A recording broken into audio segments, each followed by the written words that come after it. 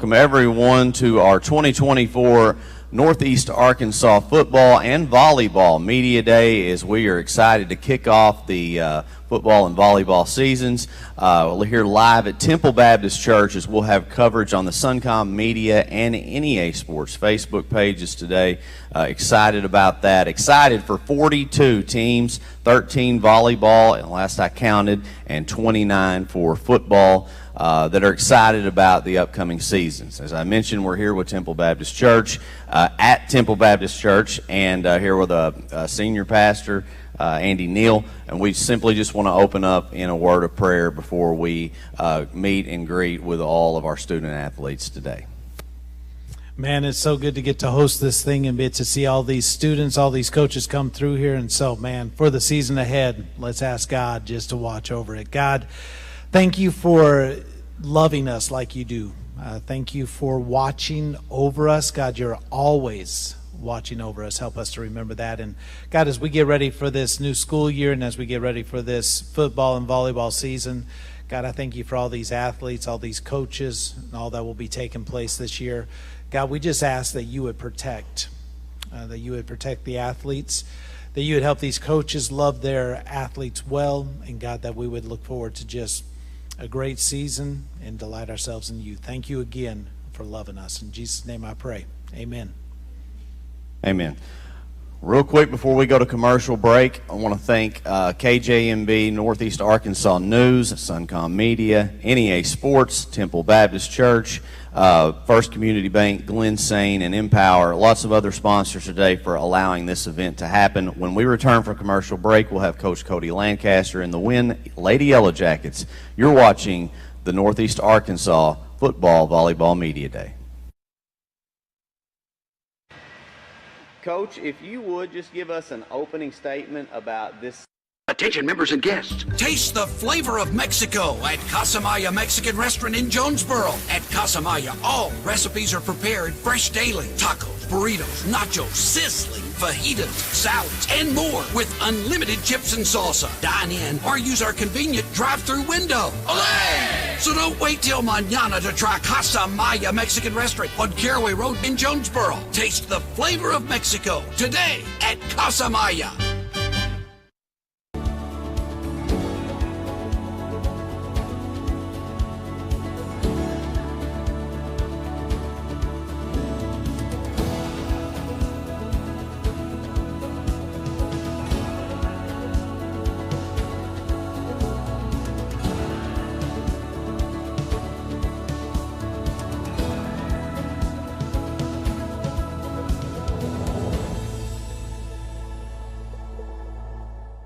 And we are back here live for, we're just going to say Volleyball Media Day, because for the first hour and a half, it is all volleyball, which is new to our program.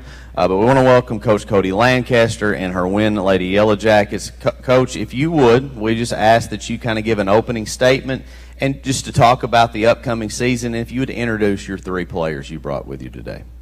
All right, the three players I brought today, this is Emma Hall. She's our DS libero for this season. And then we have our two outside hitters, kind of middle hitter, Bree Party and Lily Lovell. This year we're kind of treading new waters. We are in a new conference, so we're just kind of taking it one game at a time, looking to see a lot of new opponents this year, and we're excited to get started. Coach Lancaster, how are y'all doing this morning? We're doing good. How are you? I want to talk about last season a little bit. You guys went 24-9 and tied one game. You guys had a pretty solid playoff run, making it to the district tournament, making it to this. I believe it was the finals against Brooklyn. Y'all would end up going to Shiloh, playing Magnolia, beating them 3-0, and lost to Shiloh Christian 3-2. How did that game feel for you guys, and how was that playoff run for this team? I think that's probably the best postseason game that we've had in the postseason since I've been at Win. It's something that we've looked forward to every year and worked hard to. We had them down 2 sets at 2-1 at one point, and just playing in that environment with their crowd there and their home crowd, it was just it's a crazy atmosphere. And I think the girls left it all on the court. I think there was a little bit of a sour taste in their mouth though, so they're looking with Shiloh's. They're not in 4A anymore, so It's going to be different this year when we go back to state, but I think the feeling is still there, and I think they want to kind of push past that this year.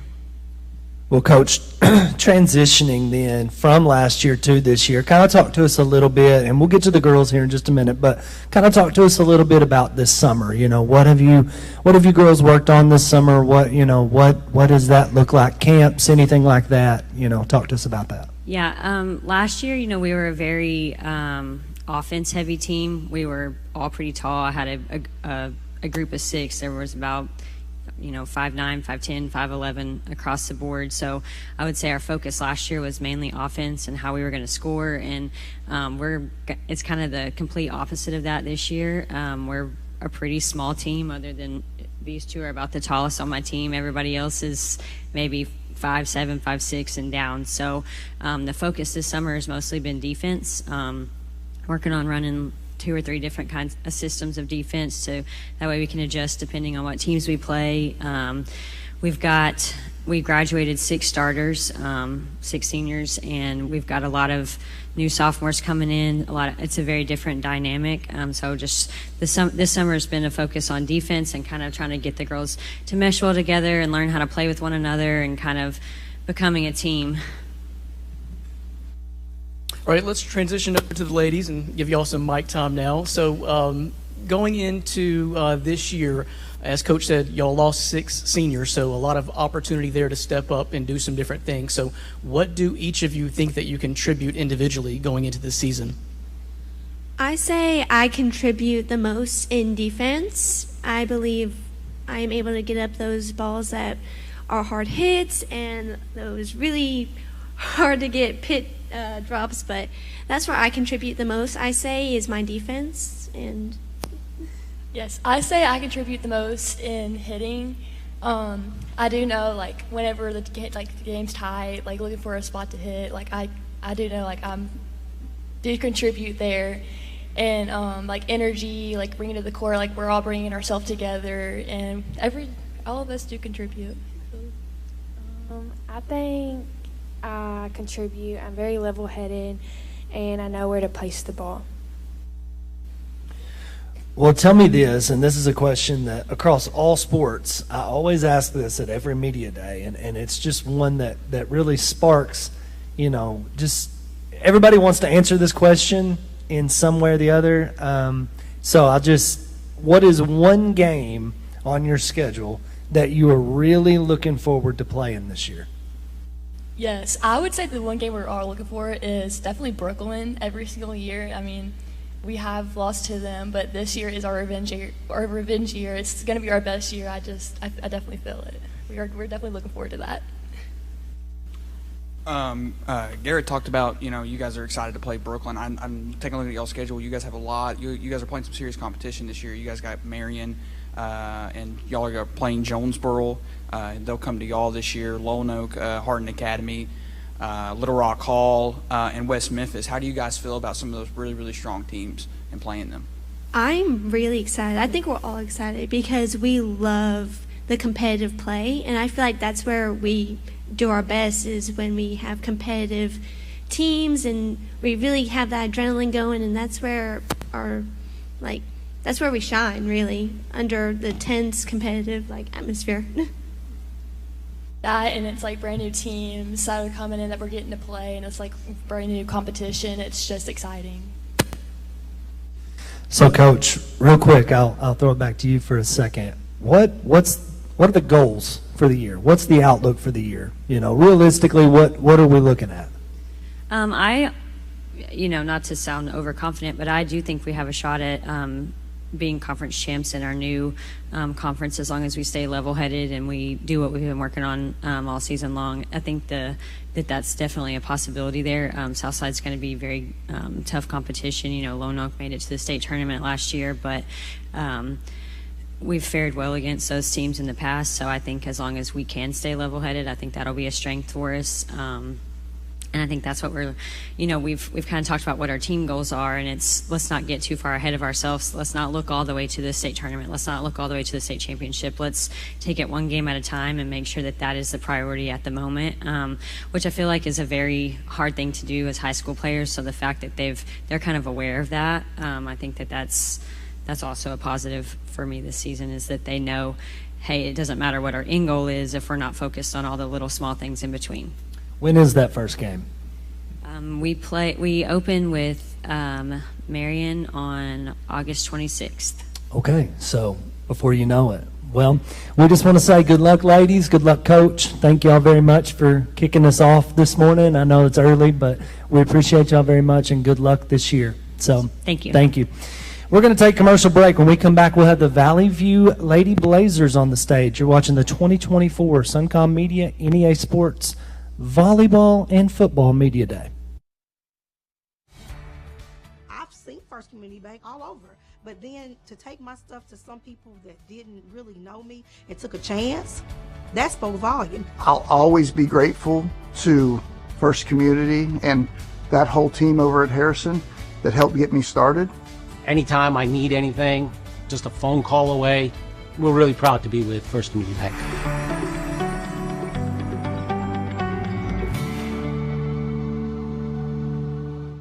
What started with our grandfather and continues in its fourth generation today, Glen Sane's history of quality sales, service, and strong personal relationships that have kept our customers and their families coming back for over 69 years. From my grandpa to my dad to us, service after the sale is a big deal. Whether you're looking to buy a GMC, Chevrolet, Buick, or Ford, we look forward to serving you and your family for years to come. So back here live with the Valley View Lady Blazers. We got three really good players up here on stage for Coach Margie McGee. Not able to make it today. And girls, y'all are having there's a major team camp going on at Valley View right now, right? Yes, sir. And so yesterday it started Monday. I guess it went 7th grade, junior high yesterday, and then senior high today. So she is incredibly busy, but I've got Annika Wilbanks, Riley Owens, and London Bean here with us to kind of talk about Valley View volleyball. I mean, girls, we all know that, when you're talking about greatness and excellence, y'all are the gold standard for volleyball, right? Of course. So here's the thing. I feel like as an employee there, at least, not a coach, and I want to make that very clear. I'm not a coach and have absolutely no credit or anything. I happen to just get to walk in the gym when you are practicing sometimes, and I know to watch out because I may get just knocked out with a volleyball, right? So, but with all that being said, just the continued level of success that Coach McGee and her assistants have put into this program, but it starts with you guys. And I know that over the years, getting to this point, are all three of y'all seniors this year, right? Yes, sir. Okay, that's what I thought. And so the countless hours that you guys put in to working and playing volleyball, probably have played JO volleyball would be my guess. So if one of y'all would just kind of talk about getting to this point in your senior career and all the hours that you put into it.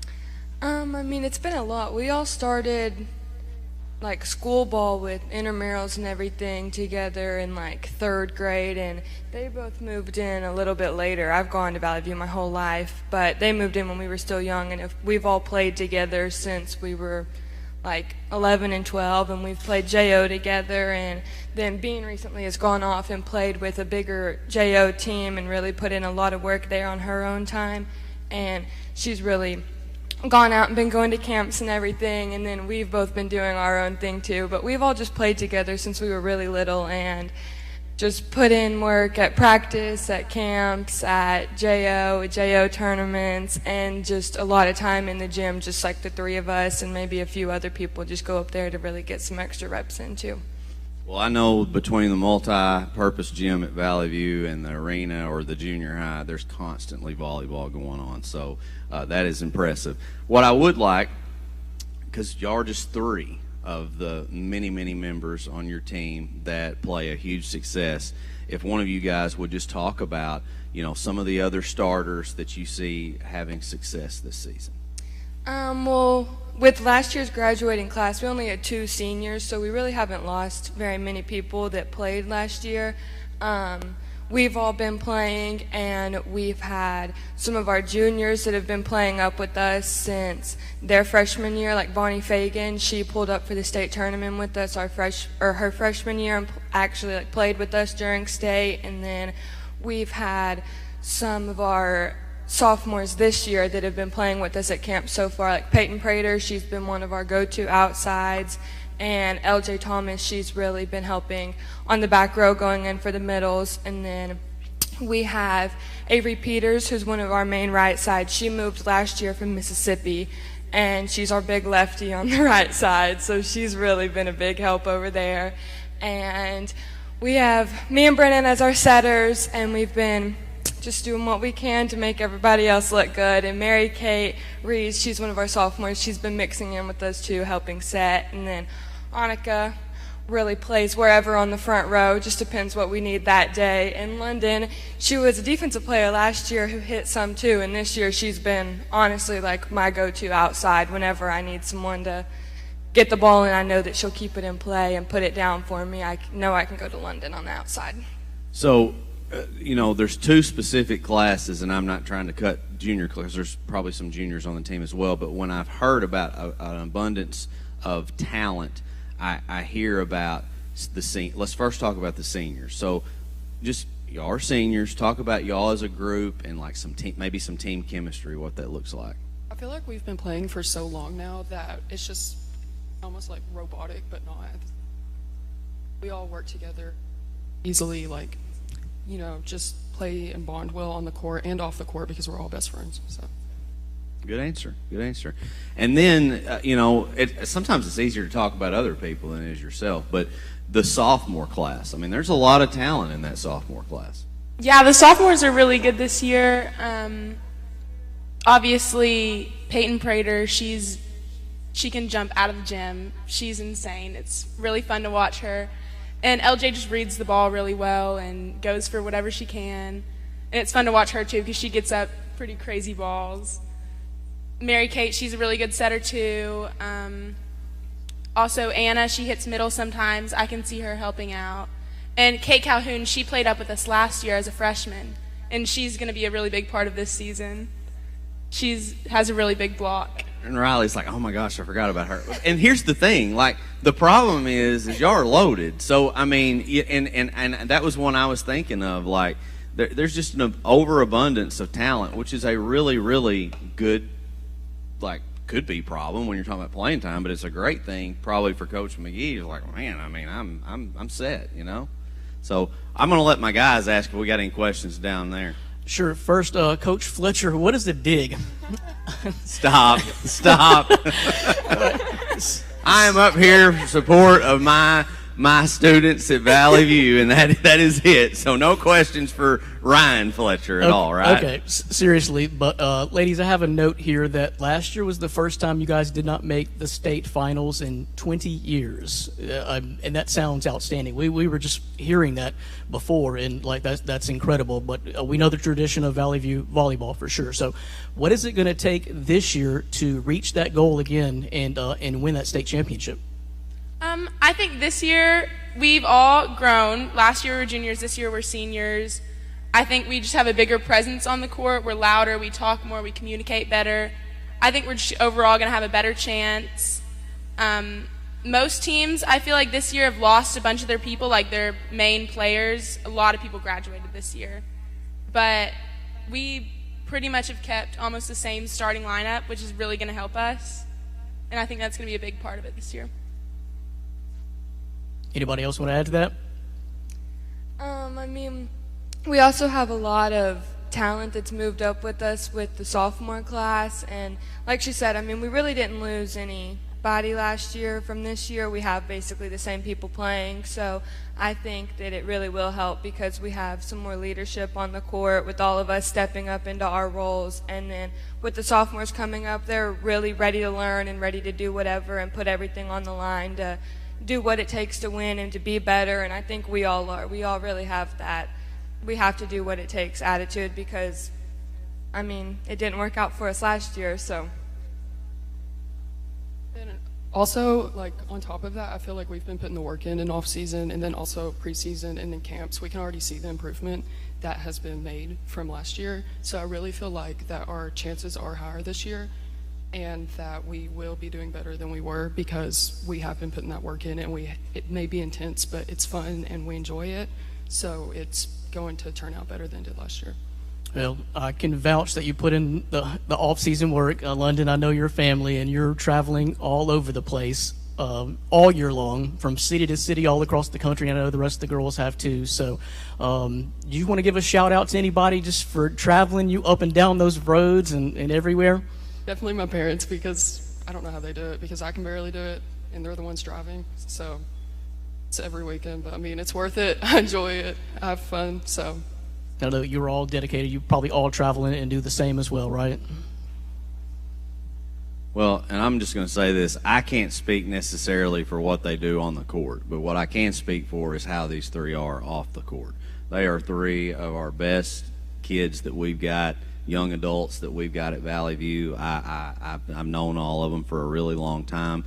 They all have really, really good parents, and they've got some siblings, some of you that have been through my intermediate building. So I, on behalf of Valley View, first of all, y'all did an excellent job coming up here and speaking like a coach. I mean, did they not, guys?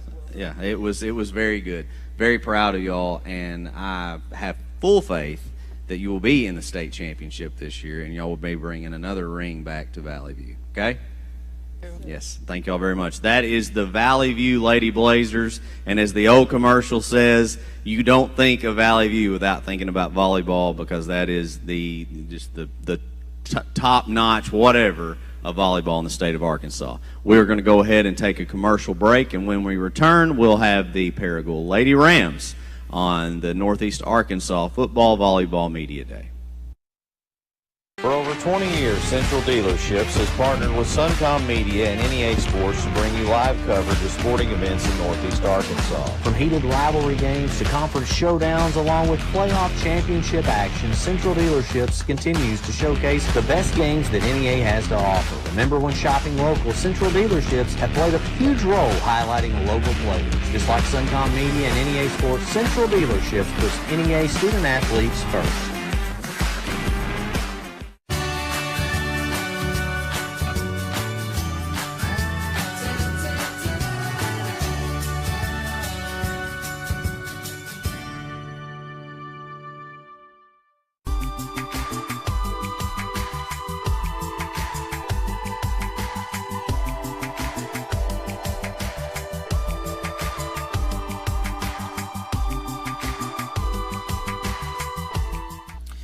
Welcome back to the 2024 Suncom Media NEA Sports. We're just going to call it Volleyball Media Day right now because it's just volleyball. So, Volleyball Media Day. On the stage now we have the Paragould Lady Rams. Coach, if you would, go ahead and introduce yourself. Tell us who you brought with you today, and then we'll get into some questions.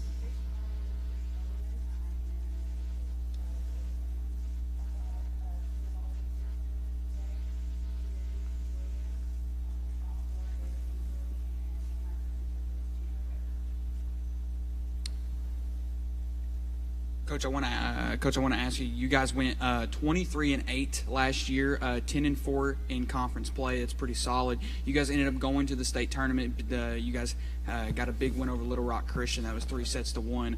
You guys would lose to Benton 3-0. So, I just want to ask you, how was that playoff run, and how was it for your team, and what could you tell us about that?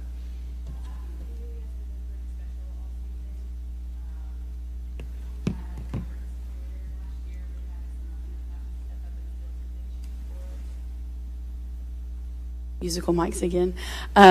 We had some underclassmen step up big for us last year. We moved up a freshman who carried the brunt of our offense for us, Ava Beasley, who's a sophomore for us this year. But we were locked in. We had great team chemistry last year. No drama. That's hard to say with a team full of high school girls. And we peaked at the right time at the end of the season and had a big game against Little Rock Christian. Came up short against Benton. They were an incredible team. Hats off to them, but we're ready to make another run this year. Well, Coach, let's talk for a second then. You know, a good postseason run, building off that, going into this summer. What are some things you've done this summer? You know, what are some of the things you've wanted to improve on, or at camps, you know, practices? What's kind of been the focus of the summer? We've definitely been in the weight room. We're focusing a lot on our serve receive and just our team chemistry right now. We did have some seniors graduate, so we have some shoes to fill, some leadership shoes. Physical presence, obviously. They were 3-year varsity starters that we lost. So just getting used to being around each other, playing with different people next to us, and just finding that team chemistry again. Now let's hear from the ladies and kind of go through and kind of talk about what you think you're going to contribute to the team this year, or some of your strengths. I think I can contribute like level-headedness and positivity. Like if someone needs to be brought up, I feel like I can help bring them up and take some of the stress off Ava in the front row, just help her out a little bit. I think one thing, I've been out for 8 months, so I've been able to see things that people can't see when they're in the moment and playing. So I've been on the bench watching things. I think my IQ level has really grown, and I think I'll be able to help, you know, all around and help like back row. That's one big thing for me. Going into my sophomore year, obviously I was a freshman last year, so I've grown and matured. So I think I can bring more leadership to the team and obviously put the ball away whenever it's needed, and just be positive and overall just have fun. I'm going to ask a two-part question for the girls, and then after they've answered, we'll move back to Coach to answer the team goals part of it. But I want to ask, girls, what are some team goals for this year, and what are some individual goals you have for yourself for this year? It doesn't have to be, you know, all conference, all state. I'm not saying that. But, you know, what are some things you hope to, as the season goes on, what are some things you hope to achieve yourself, you know, just getting better every day? You know, what are some individual goals, as well as what are your team expectations for this year? And then, Coach, after they've answered, we'll kind of talk to you about that. So a team goal for me would be obviously making it to the state tournament and just keeping positive attitudes even when things are not looking too good, because we can always bring it back. And then a personal goal would be to get more consistent with my line and sharp cross. Just like she said, you know, make it to state, you know, at least hope to be almost undefeated or undefeated during a conference. And I think like a personal goal for me would be to get better back row and, you know, be there to help on the front row if we need it, if someone's struggling. I think a big thing for me is I really want to get back to how I was, you know, before my injury, and I would just really like to, you know, improve from there. Team goals, like they say, make it to state, but also grow as a whole team and really work on our chemistry, and individual probably just trying to get through those tough situations where we're really pressured to put the ball away, and just work as a team to put that ball away and get the next point and focus on the next point. I think, Coach, what's a big team goal for you guys this year? I'm just going to echo what they said. Making it to the state tournament is a goal for us every year. We have added a 9th team in our conference this year. We went from 8 last year to 9, and still only taking 4 teams to the state tournament after adding Mountain Home. So it's a little extra pressure to be in the top 4 of our conference this year. Our conference is solid from top to bottom, 1 through 9. So there will be a little extra pressure, but I think that we are hopefully up for the challenge to make a run and maybe sneak up on some teams this year. Coach, I talked earlier about your guys' schedule from last year. You guys actually ended up winning against North Little Rock. You have them on this schedule this year. I want to ask, I don't know if you guys all want to answer, but what is one game that you guys are most excited for this upcoming season? I don't know that I could pick one game. All of our conference games are we preach and practice. The first one is just as important as the last. So for us, our first conference game is just as important as our last conference game because they all matter in our seeding for the state tournament. So I'm going to say that they're all important to us. I'm really excited for the Dig for the Cure game. I really like seeing all the stories of everyone that comes forward and is vulnerable with all these people in this big arena, and it's very touching to see how everyone just comes together, even when it's two rival teams going against each other. It's just really good. My favorite game would be against Valley View because we beat them last year, and it was just a big fulfilling moment for us because we haven't beat them in so many years that it was really nice to everybody to just all go on the court and just feel that happiness for each other, and everybody just felt the same way towards it, and that's going to be one of my favorite games this year for sure. I would probably say playing Marion because there's such a high level of competitiveness, and we haven't beat them so far, but hopefully this year will change things, and I just really love playing them because overall they're a really good team and they make us better. So. Real quick, Coach, just kind of tell us, you speak of the conference. Tell us about the conference and kind of, who are the top teams in the conference? Well, we have, like I said, 9 teams this year. I think it was Marion, Valley View, us, and Batesville that made it to the state tournament last year. I think there were some teams right there really from 3, 4, 5, 6 that were all within a couple games of each other making the state tournament.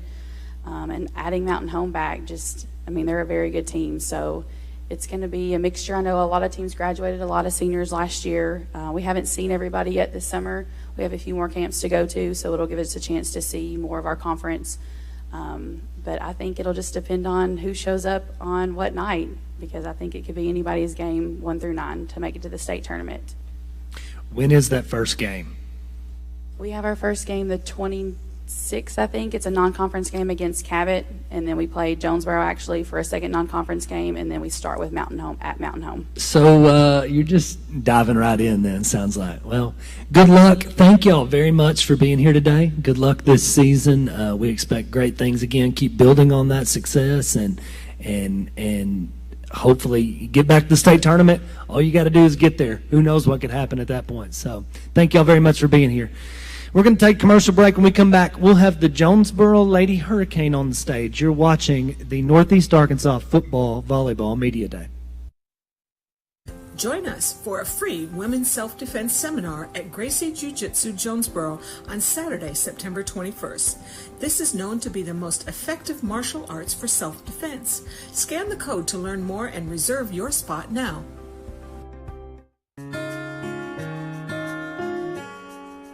Pictures of places we won't leave behind, like memories frozen in time. This is where my heart lives, where journeys end and dreams begin, where I never feel alone.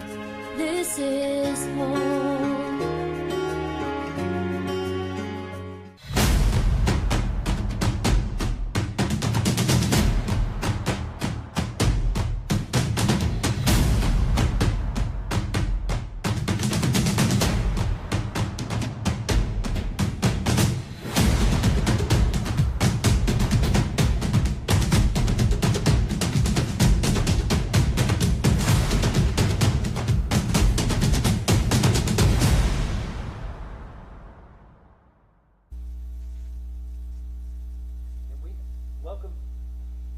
Welcome back to the 2024 Northeast Arkansas Football Volleyball Media Day. On the stage now we have the Jonesboro Lady Hurricane. Coach, if you would, go ahead and introduce yourself. Tell us who you brought with you today, and then just kind of, give us an opening statement. Okay, I am Coach Grosbeck, and I am a first-year head coach. This is Hope Huckabee, senior, Ella McPike, senior, Lakeisha Greer, senior, and one of my assistant coaches, Cece Smith. Coach, I just want to talk about last season a little bit. You guys went 4-19 for the overall record and 2-10 in conference. What do you think we could see different this year going into the schedule and going up into this upcoming season? Our conference doesn't really change. We still play some of the best teams in the state. However, I think there will be a lot of changes with a new coaching staff, and we have a new positive energy, new facility. There's a lot of new things that are coming to this team, and I think all of that will play to our benefit. So, Coach, I normally ask, building off of last year, moving into this year, but in your case, first-year coach, or first-year head coach here. Is this your first head coaching job, or did you come from somewhere else? Well, I was head coach at Annie Camp, which is a junior high at Jonesboro last year. And so, yes, this is technically my first high school head coaching job. Yes, but not real. I mean, you know these girls. So it's within the system. So that helps. That goes a long way, in my opinion. So, but having said all that, moving into this summer, it's the first time you've had the chance to have all the girls from both schools come together. What are some things you've worked on this summer? Maybe camps, practices? What has been the overall theme, I guess, of this first summer? Well, for the younger group, it was just making sure they could mesh together because it is two junior highs that used to compete against each other. And so it was just getting that team chemistry for the younger ones. And then overall for a team goal, I think something that I really push on the girls is just changing the outlook because I think a lot of their love for the game was lost. And so kind of trying to rebuild that and let them know that, hey, we're going to make mistakes, but we're in this because we love the game at the end of the day. Okay, let's transition to hear from the ladies for a second. What do each of you think that you will contribute to this team this year and some of your strengths? I think that I could contribute to some positivity. I always want to bring my teammates up. I never want to burn them down or anything like that. So I just think I can contribute to the positive atmosphere. And yeah. I just want to contribute being a leader on the team and positive energy, like she said, because I think that's what we missed or what we didn't have last year. So that's what I want to contribute. I want to contribute great sportsmanship, and I think I can bring a good defense. And yeah.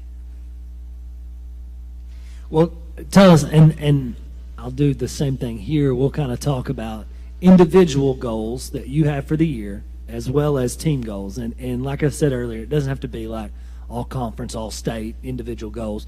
Realistic individual goals for yourself. If you don't set the bar high for yourself, it's hard to help the team, So kind of talk to us a little bit about what you hope to accomplish individually this year as well as what you hope for the team to accomplish. And after the girls answer, Coach, I'll let you kind of talk about team goals.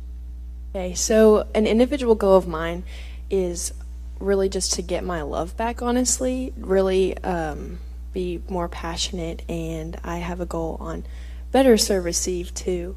And team goal, definitely beat more teams, and because I think we could have beaten a lot of teams last year, but we just, I don't know really what happened, but yeah, that's my team goal. My individual goal is to just hustle for every ball and don't give up on the ball and forget about the last point and stay positive. And my team goal would be just, fixing our record a little bit and staying positive and believing in ourselves. My individual goal is just to be a better player this year and just really work on teamwork and communicate better with our team. And my team goal is just to play better this year and then just have better attitude, better spirit, and actually have confidence in ourselves this year. Coach, what do you believe some of the realistic team goals will be this year? We actually spoke about this at practice yesterday, which is kind of funny. I had a lot of goals coming in that I wanted to fix. Specifically, there are teams in our conference that I want to beat. I'm not going to name them here. I'm going to keep my secrets. But we want to go, our goal is to go 4th or 5th in conference overall and make it at least to the second round in state. Last year we lost in the first round. So I think those are realistic goals where we can build off of those in the coming years. And let's hear from Coach Smith as well. Do you kind of echo those sentiments, or what do you see being some of the strengths or opportunities for improvement on the team from what you've seen just through the summer to now? There's a lot of athleticism on this team. The girls do work together. They are buying into what Coach is doing, because Coach is creating a culture that's a winning culture. But common sense will let you know it doesn't happen overnight. It's a process. And with the process, I think the girls are buying in. I think the Jonesboro team you're going to see this season is a lot different than what you saw last season. And I echo everything the girls said, and I think they believe in themselves. And the beginning is believing in yourself. And once you believe in yourself, then all the other things can come. Let me hear from the players on something I'm pretty interested in. Coach hinted on you got to have a lot of excitement going into this year. Brand new coaching staff, but also brand new facilities. I'm not sure we're going to have one other team walk across the stage today, volleyball or football, that says they're walking into new facilities. So just a lot more excitement heading into this season. Definitely a lot more excitement. We finally have our own gym. We don't have to fight about it with basketball, and I'm just really excited because we get to have 2 courts instead of just one, so we have a lot more practice and a lot more productivity, more productiveness because we get 2 courts. And yeah, I'm just super excited about the new building. It gives us a lot more space, and we don't have to share with a lot of people. We have an indoor track we can use, and it's exciting.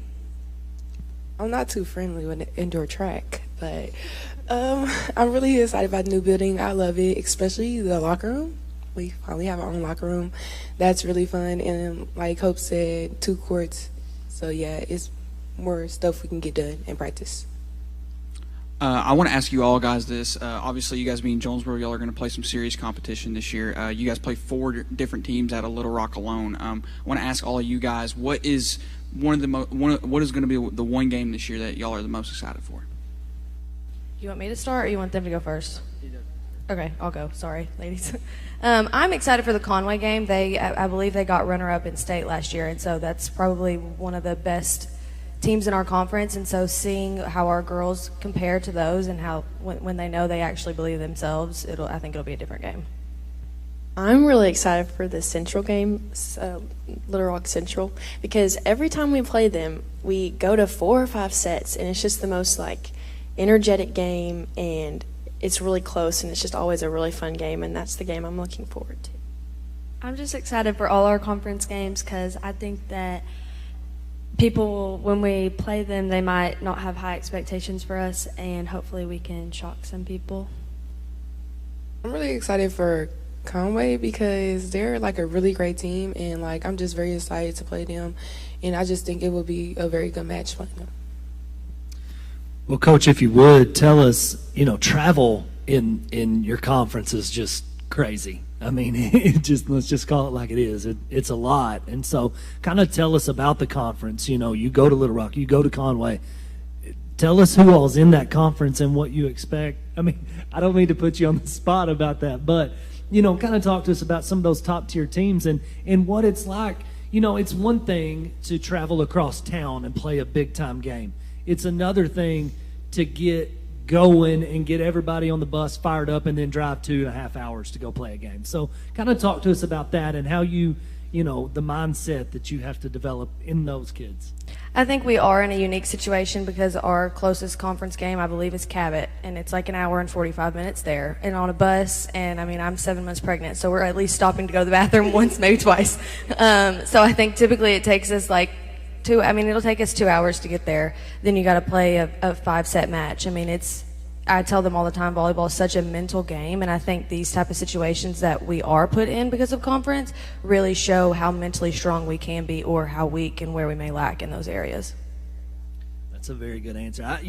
As I was talking, I just thought about that, but that is a challenge. As a coaching staff and even as players, you got to kind of keep your mind right. You get hopped up for the game all day, and then you got to sit on the bus for 2 or 2.5 hours. So That could be a challenge. Well, Coach, I just want to say good luck on the pregnancy and good luck on the first season. I hope everything goes well, goes smoothly. You guys are, have a fantastic season. I'll say I've been a part of a team, baseball, when I was in high school that we struggled for a couple of years, and then senior year we're really good. And it's like the love came back. I heard you say you want to get that love back. It's possible, okay? So I speak from experience on that. Just go out and play every day, and get a little bit better and have a little fun with it, and good things will happen. So thank you all very much. Good luck this year, and we wish you nothing but the best. We're going to take a commercial break. The next team on the stage, we'll have the Nettleton Lady Raiders. You're watching the 2024 Northeast Arkansas Football Media Day. Whether it's your home or your business, Delta Glass is Northeast Arkansas's clear choice for superior glass products and service. If you've just completed your dream home or a recent remodel, Delta Glass provides the most sought-after custom shower enclosures and mirrors in the industry. Delta Glass specializes in custom design and fabricated storefront systems for all sizes and styles. If you're in need of superior glass products and services, call Delta Glass today at 870-520-6290 or visit them on Dan Avenue in Jonesboro. Whether you're looking to own the home of your dreams or wanting to maximize your home value when selling, Colby Brooks is committed, consistent, and honest with his work. Don't let your buying or selling experience become another stress in your life. Leave it to Colby. And remember, buy from Brooks. Tune in Saturday night, August 31st, right here on Fox, directly following Major League Baseball for the NEA Sports preseason football show for team previews, predictions, and analysis on teams for the upcoming football season. NEA Sports, putting Northeast Arkansas student athletes first. Welcome back to the 2024 Northeast Arkansas Football Volleyball, emphasis on volleyball right now, Media Day. On the stage now, we have the Nettleton Lady Raiders. Coach, if you would, go ahead and introduce yourself first, and then tell us who you brought with you today. Okay, I'm Tiffany Lovelace. This is Christina Carradine. She's a senior for me this year. This is Avery Sample. She is an 11th grader. And Aubrey Poole. She's also an 11th grader. Coach, good morning. How you guys doing? We're doing pretty good. Good. I want to ask you guys. You guys went 6-14 last year and 3-8 in conference play. What could you say would be different this year about the Nettleton Raiders going in? Is really just kind of going into conference play next year. I think we were actually 4-8, possibly 4-7, maybe. I apologize. Conference. That's okay. We have really made leaps and bounds the past couple of years. This is my third year at Nettleton, and we've been rebuilding for sure. But I have had a group that's passionate and loves the game, and it's shown in the past couple of years. Last year we were highly competitive. We're still kind of in that realm of we've just got to get over that hump, and I think this year's going to be the year for us. Well, Coach, if you would kind of talk about building off of last year and continuing to move forward, just kind of talk about that. What has been the overall theme of the summer? What have you worked on, camps, practices? What has kind of been the overall theme? I think I have a good group of girls who have played for a long time, and definitely several have aspirations of being playing after high school. So that brings up, to me, feels like it brings a whole different energy to our goals, our competitiveness, all the things. Basically, we have a tremendously hard conference, and even being above average, it's hard. It's very competitive, and so we've really talked about some of that, getting over that hump, coming with confidence. We're highly competitive. Most of the girls truly love the sport, and so that helps a lot. We've been to several camps already. We went to Branson. We've gone to a couple in Missouri, and so we've seen different levels, different outside of just our conference play, and so I think that helps build confidence when we see people that we wouldn't normally see, and really compete. We did well in Branson. Both our varsity team and our JV ended up winning the bracket that we were in, so that was huge for us. I think we continue to grow and get better every time we step on the floor, and I'm excited about this season. All right, let's hear from the ladies now. And building off of what Coach has talked about off-season camps, each of you kind of talk about how you've improved or what you've tried to improve on this summer and how you think you're going to contribute the most this season. Okay, so during camp, I have been struggling with my hitting and being consistent with that. And so for me to help out with my team this season, I need to make sure I'm being more, consistent with my stuff, like get big blocks and getting more kills. I would say definitely consistency is like a really big thing that I've like been trying to work on, and I think this year I'll definitely like work on like being a leader and like just being like really loud and energetic. I think leadership is also a big one for me. I can be more positive and also more consistent with my hitting and my passing and just lift up everyone and have more positivity. I want to ask Coach this from a coaching aspect. How do you see this team relationship on and off the court? We joke a lot, but it's really like we're one big family. I mean, the girls are so comfortable with each other. That was one of our goals last year, is to really empower each other and make it like, you're accountable to each other. We push each other. I really feel like we have a special bond, honestly. They're a great group of girls that I love like my own.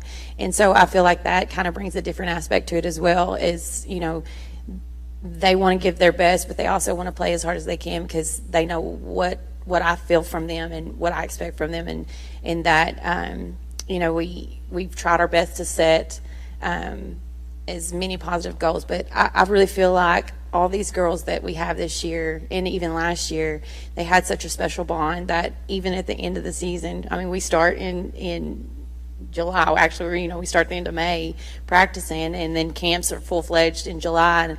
And by the end of the season in October, where most people were like, I'm ready to be away from you, it was like, it was sad to see our seniors go. And I mean, they really have a special bond, and I'm so excited to be a part of it. Well, Coach, that is that's what it's about.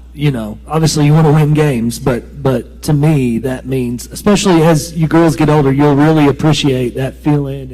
And not to be sentimental here, but I'm going to throw it over to the girls for just a second. And what I'm going to do with this is be a two-part question. Kind of tell me some individual goals you have for the year as well as a team goal for the year.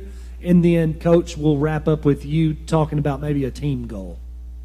Okay, so individual goals, like I said earlier, be more consistent with all my stuff, especially since I'm in the front row. I need to take all the pressure, like most of the pressure off on my back row. And being a good leader, having energy, talking, and all that stuff, mostly because I'm a senior, but also because I want to see my team be good. A personal goal for me would definitely be, like how she said, like taking the pressure off of like the back row. Like as a defensive player, definitely like bettering the ball every single time I touch it, like making it easier for my setter so she's not having to work as hard. I feel like an individual goal for me would be being more of a leader and more positive and uplifting and more loud, and being also more really consistent with everything. And yeah. Team goal, like you probably heard a lot of teams say they want to make it to state, but like every year I have been playing for Nettleton, like we had our rough years in that, but every year I have been playing, especially under Coach Lovelace, we have got better and better and better. So this year, yeah, I do want to make it to state. Definitely a team goal, I think, is all the teams that we split with last year, like just, beating them this year. I mean, if you can split, then like you can definitely beat them. I think the same thing. Like all the teams we split with, we definitely could have beat. And I think, yeah, making it to state would be a huge goal of ours. So. Speaking of last year, we were highly competitive. I mean, most teams in our conference, if not in the beginning, by the second time we saw them, we were taking everybody 5 sets. So definitely something that's doable. We were very young last year, and so my 10th grade group that has been a little stronger in the past has built on that strength. And so most of the girls are very highly goal orientated, and so we have really focused on, okay, even in practice, if we kind of get astray on a few things, it's like, okay, we got to dial it back in and think about what our goals are. And probably in off season, we got to talking and just speaking about things that we want, and definitely top 4. I mean, we have a tough conference, we really do, and sometimes that's easy to step back and think, well, if we were in this conference or if we were in that conference, we would be top 2 or whatever. And so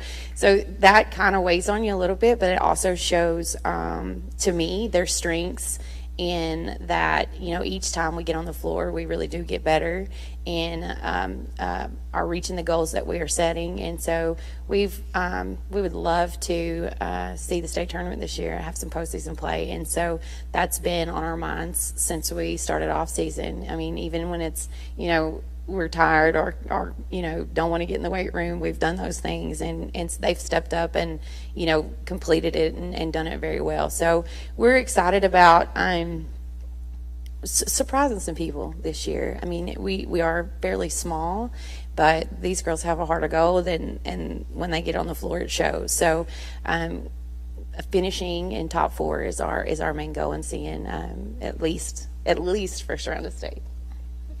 And more banner moments for you ladies, like beating Jonesboro for the first time in 10 years last year. So hopefully more moments for you girls like that this year. So thank you so much for being here and taking the time and speaking with us.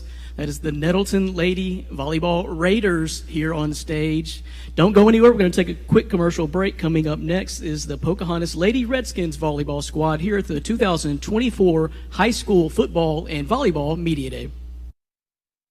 When you work sun up to sundown, having reliable equipment is the difference between spending a week on a project or spending a month. That is why so many people trust Silver Moon Trailers to keep their business moving forward. From the core of every trailer repair all the way to the peak of your hard work, Silver Moon Trailers believes you deserve to haul it all. Our family has been in the car business for almost 70 years. In that time, a lot of things have changed. One thing that has stayed the same is our commitment to customer service. At Glen Sains, our inventory is growing every day.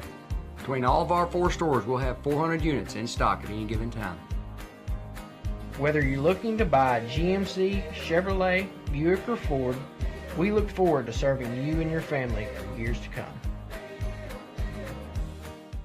Welcome back to the 2024 Northeast Arkansas Football Volleyball Media Day. On the stage now, we have the Pocahontas Lady Redskins. Coach, if you would, go ahead and introduce yourself. Tell us who you brought with you today, and we'll get into some questions. I'm Sydney Bergen. I am from Walnut Ridge, and this is my first year at Pocahontas. And today with me, I've got Fiona and Lauren and Kinley. And then this is my assistant, Briar Beckton. He just came from Valley View, and yeah. Coach, obviously, it being your first year as a head coach here, talk to me about the transition. Do you have any previous head coaching experience before? Just kind of talk to me about the transition.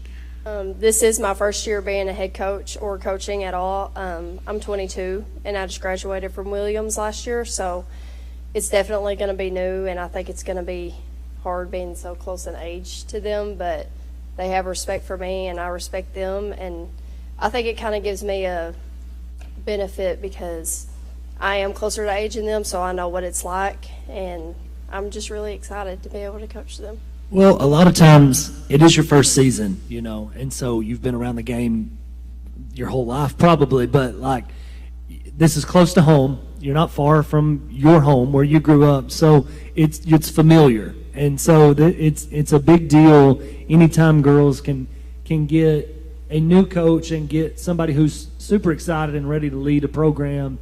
A lot of times you see you see some success because they can just kind of relax and have fun and play. And so that's a big deal. What has kind of been the theme of the summer, your first summer? You've only had a limited time, obviously, with them. So kind of talk about, what have you worked on? What have you focused on this summer?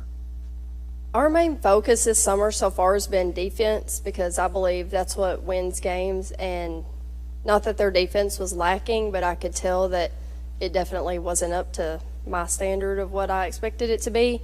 And these girls have just came in and they've worked so hard, and we've started practicing in June, and we've been hitting it hard pretty much every day. And knowing that they want to get better and be better this year has helped me a lot, because knowing they want to get better, it's like it pushes me to want to be better, and Coach Beckton wants to show up and work hard, and that's all I could ask for them is hard work, and that's pretty much the goal for this year. So let me hear from the girls now, and kind of building off what Coach said, working out this summer and trying to improve. What have you worked on individually to try to improve, and what do you think you can contribute to this team this year? I think personally something that I could improve is my attitude with from the length of the long sets. I get a little tired and stressed during it, and I can tend to be a little mean, I guess. So I guess the thing that I could work on is just staying positive throughout all the sets towards my playmates. Individually, I think I could work on my passing. This year, I started a new position in back row. So in order to help my team, I think I can make better passes to my target, like to Fiona, since she's our setter, just to help our team and just help our team overall. And since I'm a senior this year, I need to use my voice more and just be more loud and be a leader and just uplifting towards my team this year. I think that I really need to work on improving being a big blocker, because I'm not used to being a middle, and I feel like as a senior I really need to keep the positive energy on the court and keep everyone's heads held high. You guys have a solid schedule this upcoming season. From all of you guys, tell me one game that you guys are most excited about, especially the seniors. I'm most excited to play. I'm excited to play Westside, because last season we beat them in just one set for the first time in a while, and I think that we have a good shot of beating them this season. My favorite game of the year is always Brooklyn. I know it's really hard to play them, but they're very competitive, and they make me really want to beat them, and they're just very good, and I feel like that makes us better too, just to play better teams like that, and it's very competitive. Same as her. I really enjoy playing Brooklyn, even though it's usually our toughest game. It really pushes us to be better and come together as a team. Coach, if you would, kind of tell us about the conference. What does the conference look like, top to bottom? What's a team goal maybe that you guys have for this year? So I wasn't here last year, so I don't really know how they played against conference, but we do have a pretty tough conference with it being Brooklyn and Westside, and it's changed a little bit this year, but I definitely think that the team that we've got, we've got a lot of 10th graders coming up, and I really think we can be competitive, and that's my goal, is to be higher in conference, have a better record, and like I said, with the team that we have, I really think that we can go far, and my goal would be to make it to state personally. I don't know about them, but I really think we could this year. Let's hear from Coach Beckton now, and how you have seen, obviously a little bit younger group, as Coach mentioned, a lot of 10th graders, but how have you seen this team kind of come together and get better just in this short period of time? Yeah, so this is my first year coaching volleyball, so I'm fairly new to it, but there are some elements of coaching and leadership and being a part of a team that are definitely there. So I see Coach Bergen putting her new system together, and the girls picking up on it well. It feels like every week we develop, or a drill just tends to go smoother from week to week, which is always encouraging. When the vision starts to actually kind of start to take place, that's always encouraging. And I think really helping the girls just remember that it's the process of working and doing the little things right every day. And I think these girls do a good job of that. They do the little things right, and the big things will come after that. Team chemistry is a big thing for the sport of volleyball. From a coaching aspect, I know you guys can both answer this, but how do you guys see this team relationship on and off the court? I mean, I think they have a great relationship. We have 2 sisters on the team, so that's pretty cool, and they know how to play together, and I think that they've all of their attitudes are just great, and they all play other sports together, so it's just easy, and I mean, I think y'all all have good relationships. On the court, it's hard to tell if somebody doesn't like somebody. I really can't tell, so that's always a good thing. I've had a good experience with that as well. It seems to be that there's good chemistry there. With a new coach, there's a new system. People are moving around and doing things differently than they have in the past, and we've even talked about that a little bit. And the girls are taking it in stride really well and really kind of grabbing onto that and believing in that. So, girls, if you would, real quick, just give us, and you can think about it for just a second, just give us an individual goal that you have for this year. You know what, again, it doesn't have to be an all-conference, all-state type accomplishment, but, you know, something that you want to get out of this season. I want to work on being like a good leader and someone that the younger, like how she said we have a lot of 10th graders, how I want to be someone that they can look up to and come to me with whatever they need this season, what they need help with. I want to be a good example. I have a sister on the team also. She's in 10th grade. I want to be a good example for her and just for all the 10th graders and juniors, and just to be a leader and, you know, be uplifting to my team so we can be like higher in the conference, because I feel like it's just we need to be higher in the conference this year and we need to be more consistent, and I feel like if there's a leader or like we follow somebody, that everything, they'll listen to that person. I think that energy and being in the right mentality is one of the biggest parts of the game, and I really want to work to be one of those people that helps keep the energy up and encourages people so they don't get down.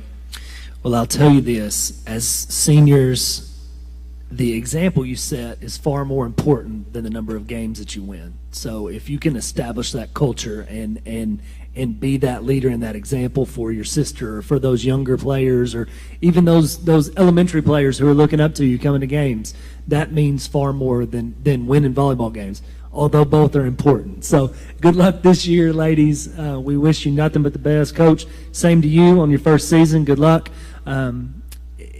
You guys are going to do great. Just keep playing hard every day. Okay? Thank you very much. That's the Pocahontas Lady Redskins. We're going to take a commercial break. When we come back, we'll have the Harrisburg Lady Hornets on the stage. You're watching the 2024 Northeast Arkansas Football Volleyball Media Day. I've seen First Community Bank all over, but then to take my stuff to some people that didn't really know me and took a chance, that spoke volume. I'll always be grateful to First Community and that whole team over at Harrison that helped get me started.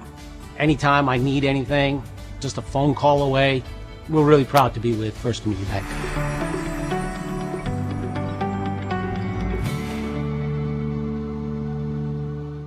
What started with our grandfather and continues in its 4th generation today, Glen Sane's history of quality sales, service, and strong personal relationships that have kept our customers and their families coming back for over 69 years.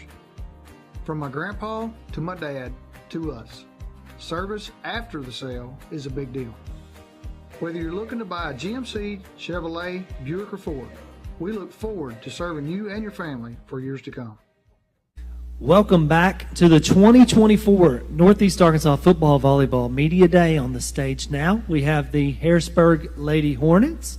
Coach, if you would, go ahead and introduce yourself and tell us who you brought with you today.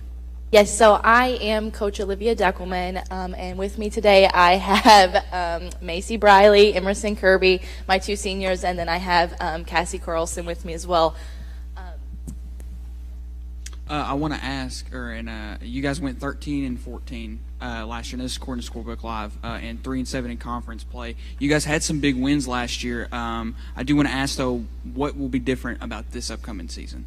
Yeah, so actually this is my first year coaching here, as well as my co-coach, Mr. Derek Falls. So we've, of course, watched those games back live, but this year we have a completely different dynamic. I think we have a really good shot this year. We're super competitive, and I'm super excited to see where that leads us as we get further into the season. We've had a couple camps this year. We've been to Cape for a big camp, and even so far, I've seen just great things out of these girls, and I'm so excited to see what we accomplish as we go further. Well, typically, you just walked right into my next question. Typically, I ask, as you build off of, this is your first year, so it's hard for you to build off last year as far as yourself, but as far as the girls are concerned, building off last year and having a decent season, what has been the overall theme of the summer? I know you said you've been going to camp, so what are some things you are working on to change, improve on? What has been the overall theme? Yeah, so I think the small things is what we've worked on the most, covering and just getting in the right places at the right times. As far as fundamentals, these girls have a great knowledge and a great skill work. They all play together in JO, and they've just played together for so long. But as far as the summer theme, I think it's just been the small things and, going back to fundamentals and just playing volleyball correctly and making sure that we are covering and getting up on the blocks and filling the hole if there's a hole and all that fun stuff. But just the small things, I think, has been the theme so far. We've only been with these girls since May, so we've really just now getting to learn their personalities and how they flow. We've seen them play in the games, but as far as an overall theme, I think so far it's the small things. We've got a really great basis behind us, so. Okay, sticking with the theme of the summer and preparation and improvement since May, let's hear from the girls and hear about how you think you have improved over the summer and what you're looking to improve upon and contribute this season.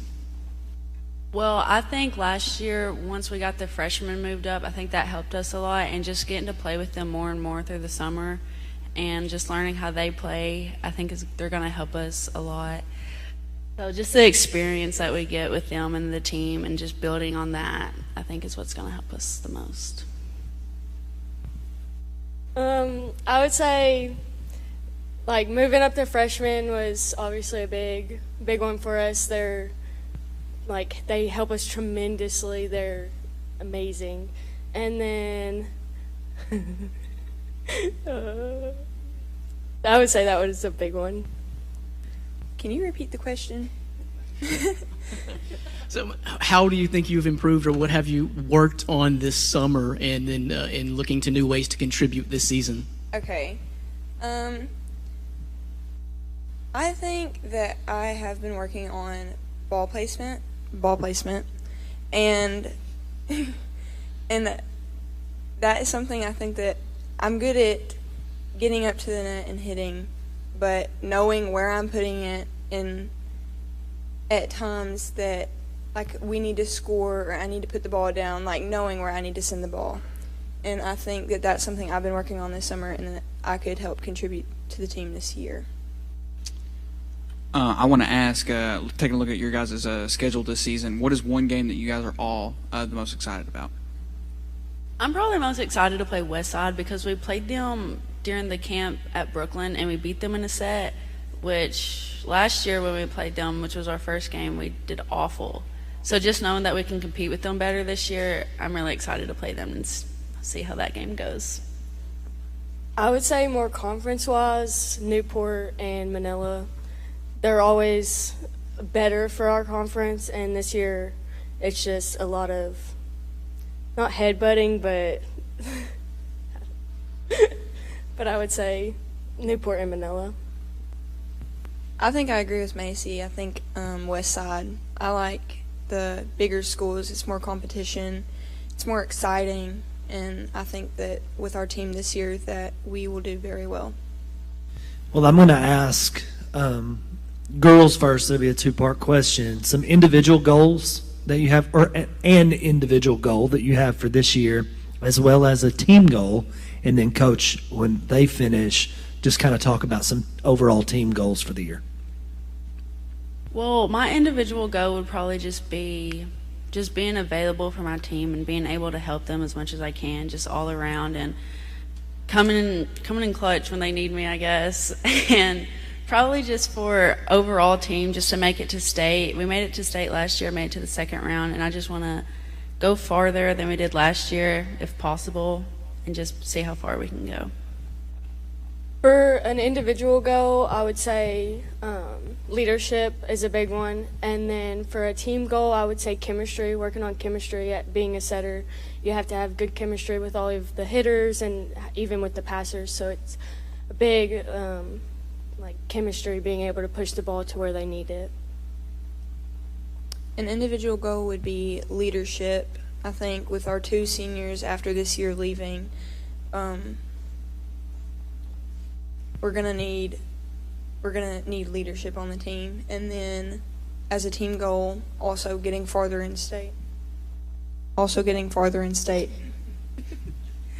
as far as team goals go, I think we have every possibility in the world to make it to Final Four or further. Especially with this team that we have those 10th graders coming in. We have some crazy height at the net, some crazy ability. I'm just super excited to see what they do as we go in. We have a big tournament at Little Rock in the middle of September, end of September, and another goal of mine would be to do well in that tournament. Those are some big teams. I think we play Little Rock Christian Academy, and I think another Little Rock team. So that would be really awesome to just do well in that tournament. Well, tell us about, you kind of spoke for a second on the conference. Tell us about the conference outlook as far as, who are the top 4 teams? Top 4 teams go to the state tournament from your conference, I believe.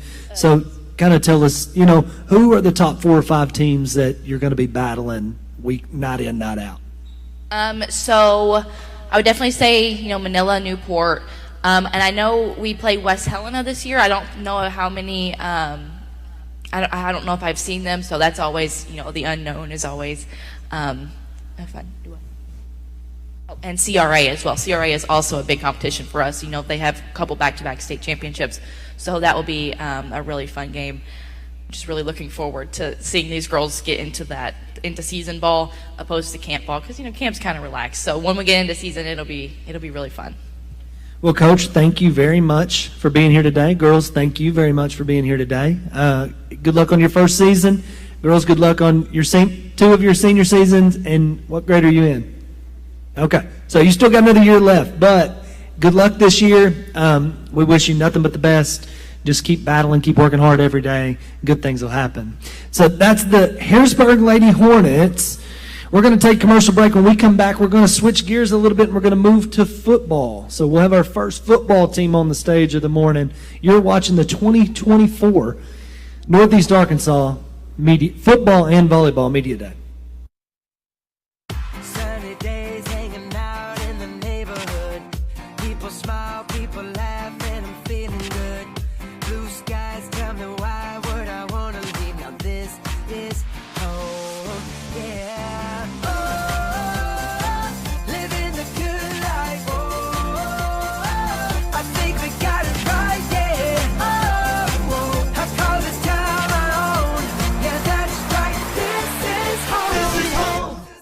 Join us for a free women's self-defense seminar at Gracie Jiu-Jitsu Jonesboro on Saturday, September 21st. This is known to be the most effective martial arts for self-defense. Scan the code to learn more and reserve your spot now.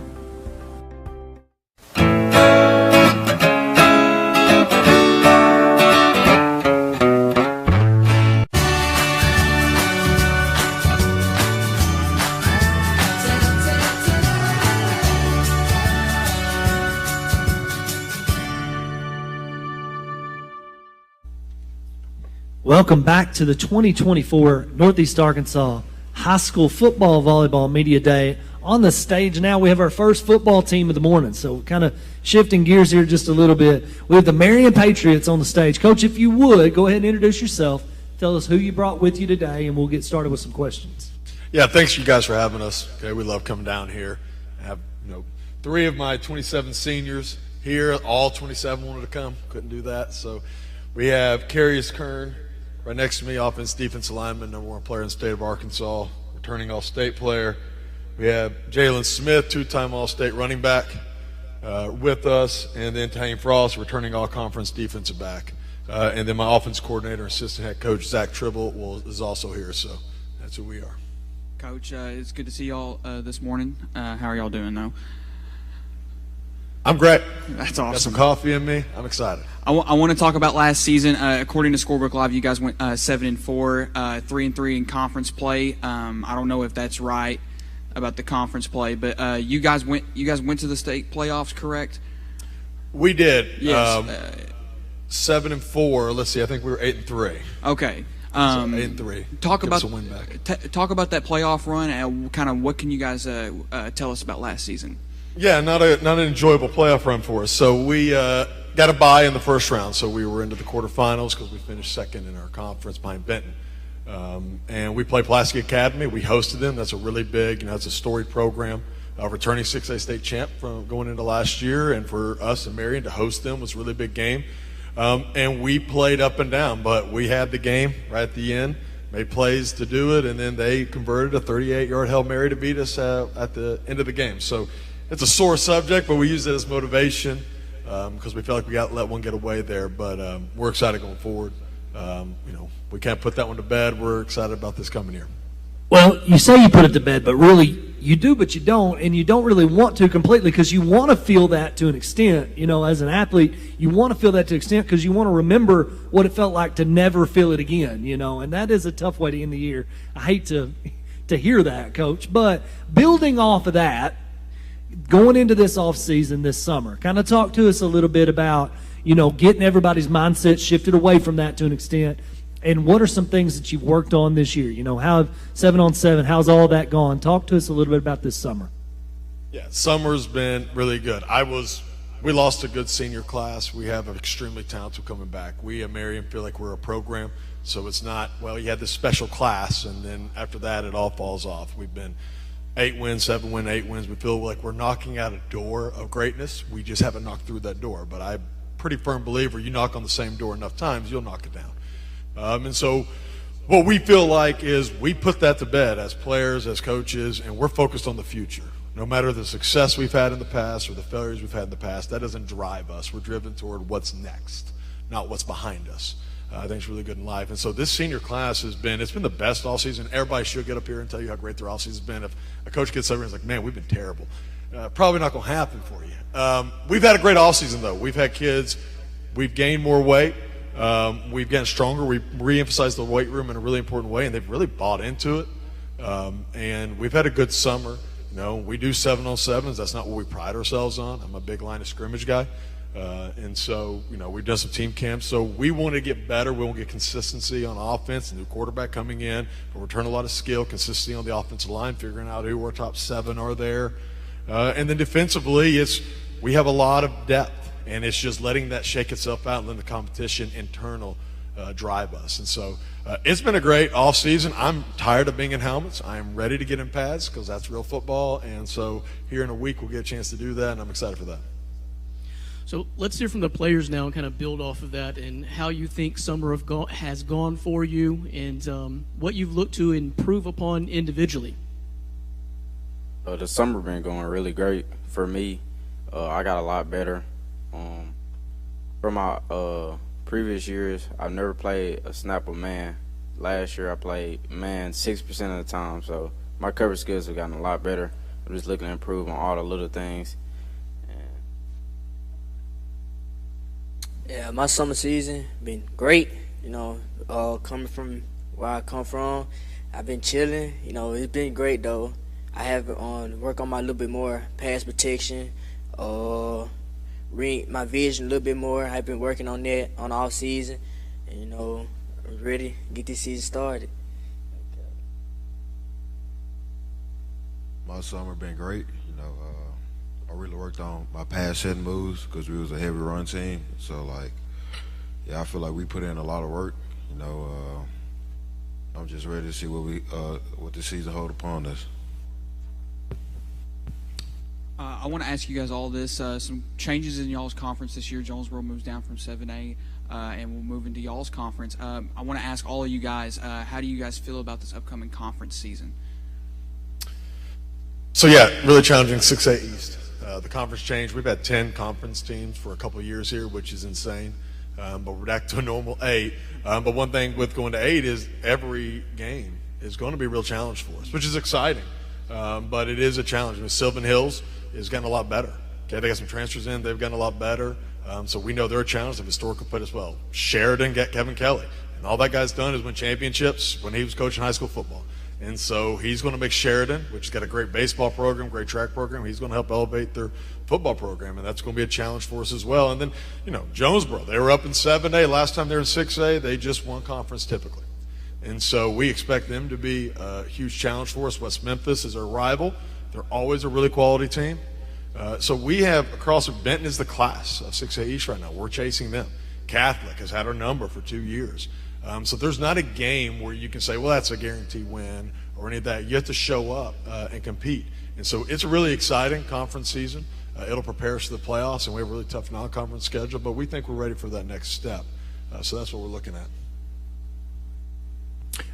I'm going to ask the guys, the players, a question here for a second. Tell me, first off, tell us what position you play, and then, just kind of talk about individual goals for this year. What are some of your individual goals? And then obviously your expectations for the team. What are you expecting out of this season? I play defensive back. Individual goals, I say definitely all-state. I'm looking to break a pick record, probably about 7-8 picks this year. For the team, of course, I want everybody to come together more, because before we can go to state, we got to come together as a team. So end goal, definitely state. And I want everybody else to meet their goals as well. Yeah, I play running back. In the individual goals, I say I want to beat that record of the best running back come through Marion and get the 3-time all-state running back that ever came through Marion. And for the team goal, I say I want to go to state, get a ring.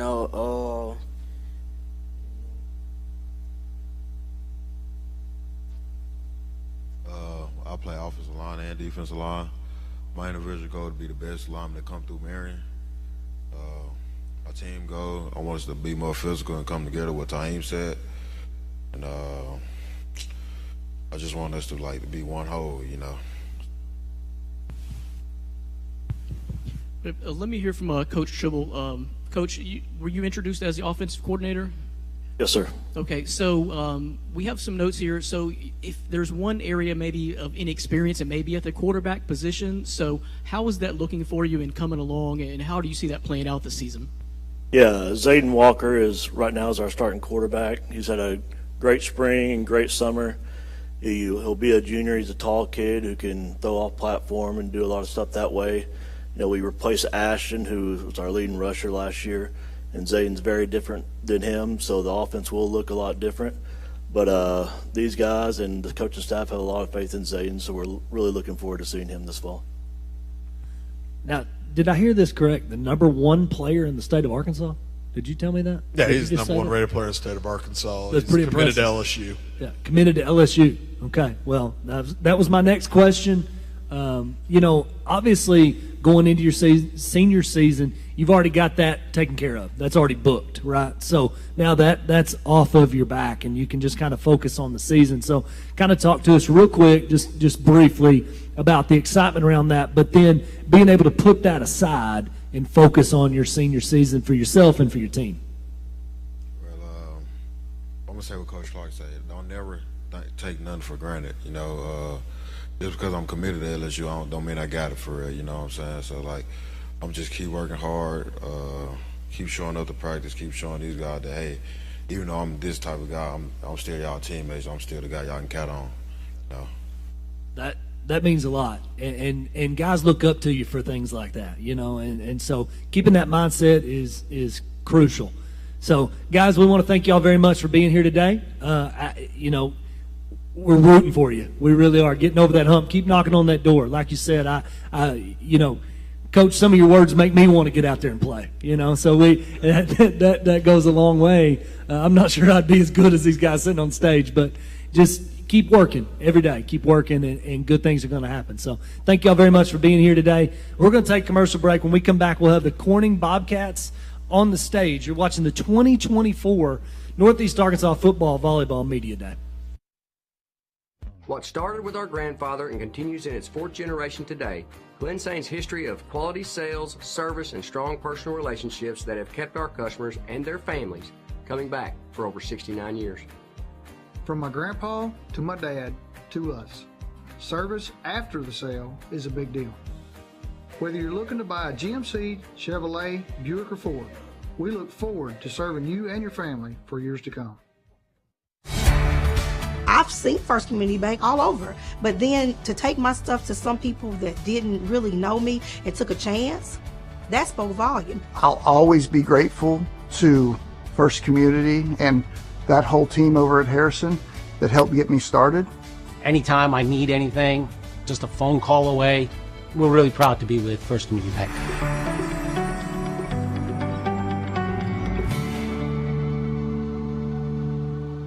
Welcome back to our Northeast Arkansas Football Volleyball Media Day. Now here on the stage is the Corning Bobcats, Coach Shelton. Coach, first off, welcome to again this year, and if you would, just give us an opening statement and introduce your three players, please. Well, first of all, thank you guys for having us. I know this is great for the kids all day. We're excited to be here. We've had a good off season. I know we switched to 8-man last year, and the kids responded well. And we had a real good season that we built on. The young men I brought with me today. This is Jacob Cox. He's an all-state defensive back for us, an all-conference receiver, returning for us. Hayden Cox, which is his cousin, is all-conference, honorable mention, all-state, D-line running back. And then on the end we have senior Josh Jansen, who is a senior running back, defensive back for us. Coach, I want to talk about last season. What could you tell us exactly about last season? Well, you know, like I said, when we switched to 8-man, I think of course the biggest thing was a lot of questions and how it was going to be dealt with. But our community, first of all, our community responded well and got very excited for the boys and about the boys, and then we started putting the season together. We made it to the championship game and got down there to Mountain View. Mountain View, it was going back to 11-man, had won 19 games in a row, had never been behind in 19 games, and we were 2 minutes and 19 seconds and all we had to do was defend 95 yards, and we didn't. And we wound up on the short end, which has been it hasn't been I think a negative point for us. It's been a positive point, especially for these guys. We were there, we were so close, but we know that this year our motto is now we have to finish everything. Coach, just branching just a little bit more into the 8-man situation, do you feel a little? I know you kind of have to sell that to your community. I mean, to a degree, because that's a little. It's different, but obviously, once you've had some success with that, like you guys did, you got to think that they would buy in. What does that look like now? Yes, our community. I think the biggest measuring stick for me has been communities around us who has seen that the one thing that these young men have done, they brought the excitement of football back to Corning. Before I retired, I was already got here. We know everything that went on, and we don't live there anymore. My school administration, superintendent, athletic director, principal, and school board, tremendous job in helping selling it, because in the end, who was most important for it was for these guys. And then then you look down the line at our numbers and what's going to be best for the kids. And so, is it a year-to-year decision? I guess it is, but at the same time, it's most important part is what is it for those kids, and what it looks like for us is just tremendous support. There's excitement, there. When we went to the state championship game, we go up there to Mountain View, and a coach comes across, and he said, he goes, I thought we had a great home crowd. We played at their stadium. We were probably 3 to 4 to 1 of fans in our stands than they had in their stands. Well, let's take a moment to hear from the players now, and if you don't mind, each of you introduce what position you play and how the off season has gone for you, and look at what you kind of looked at improving upon. My name name's Jacob Cox. I play receiver and defensive back, and in the off season, just mainly getting stronger. Been in the weight room more. My name's Hayden Cox. I play D tackle and running back. I've been in the gym a lot, trying to work out and just get stronger for next season. My name's Josh Jansen. I've been really working on my catching because I know I've got the speed for a running back, but same as them, I've been in the gym just trying to be as strong as I can before the season starts. The guys are great, and y'all probably mentioned that and I missed it, but are all y'all seniors up there on the stage? Okay. So I want perspective from you guys now, playing 8-man. I want to say this too, Coach. I don't want to keep harping on it, but we covered our first 8-man game last year. It was Rector and playing somebody, I can't remember off the top of my head. They were from down south a little bit. It's football. People are like, well, it's 8-man. I'm gonna tell you something. That's football. You're still getting knocked out.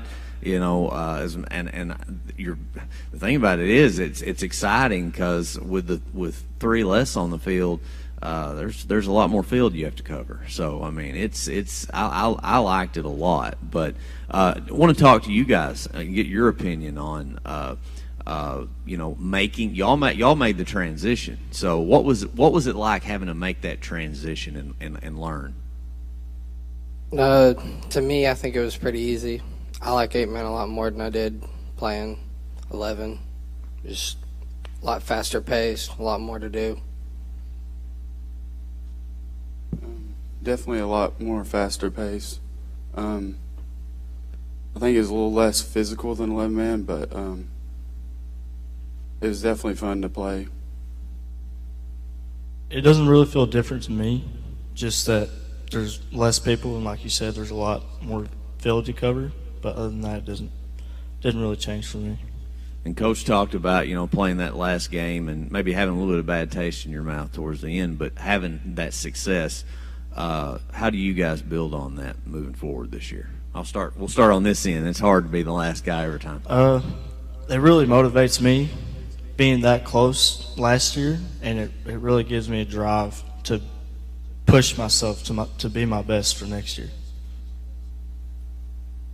Yeah, we were right there. It just makes me look really forward to playing next year, and we should get it. It's definitely a touchy subject, knowing how close we was to being the state champs, but I think we should just use it as motivation for the next season.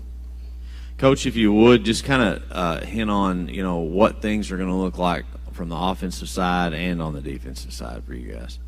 Yeah, I think one thing that we focused on in the offseason was moving better. All 3 of these guys ran track for us, very successful. All 3 of them are state qualifiers in track, hurdles, sprinting. So I think the difference is that we have improved our overall team speed. I think we're going to look the same. Our quarterback, who was not here today, he's the son of Mike Smith, who was the coach at Corning for years, tremendous success. My point to him is he's like having another coach on the field.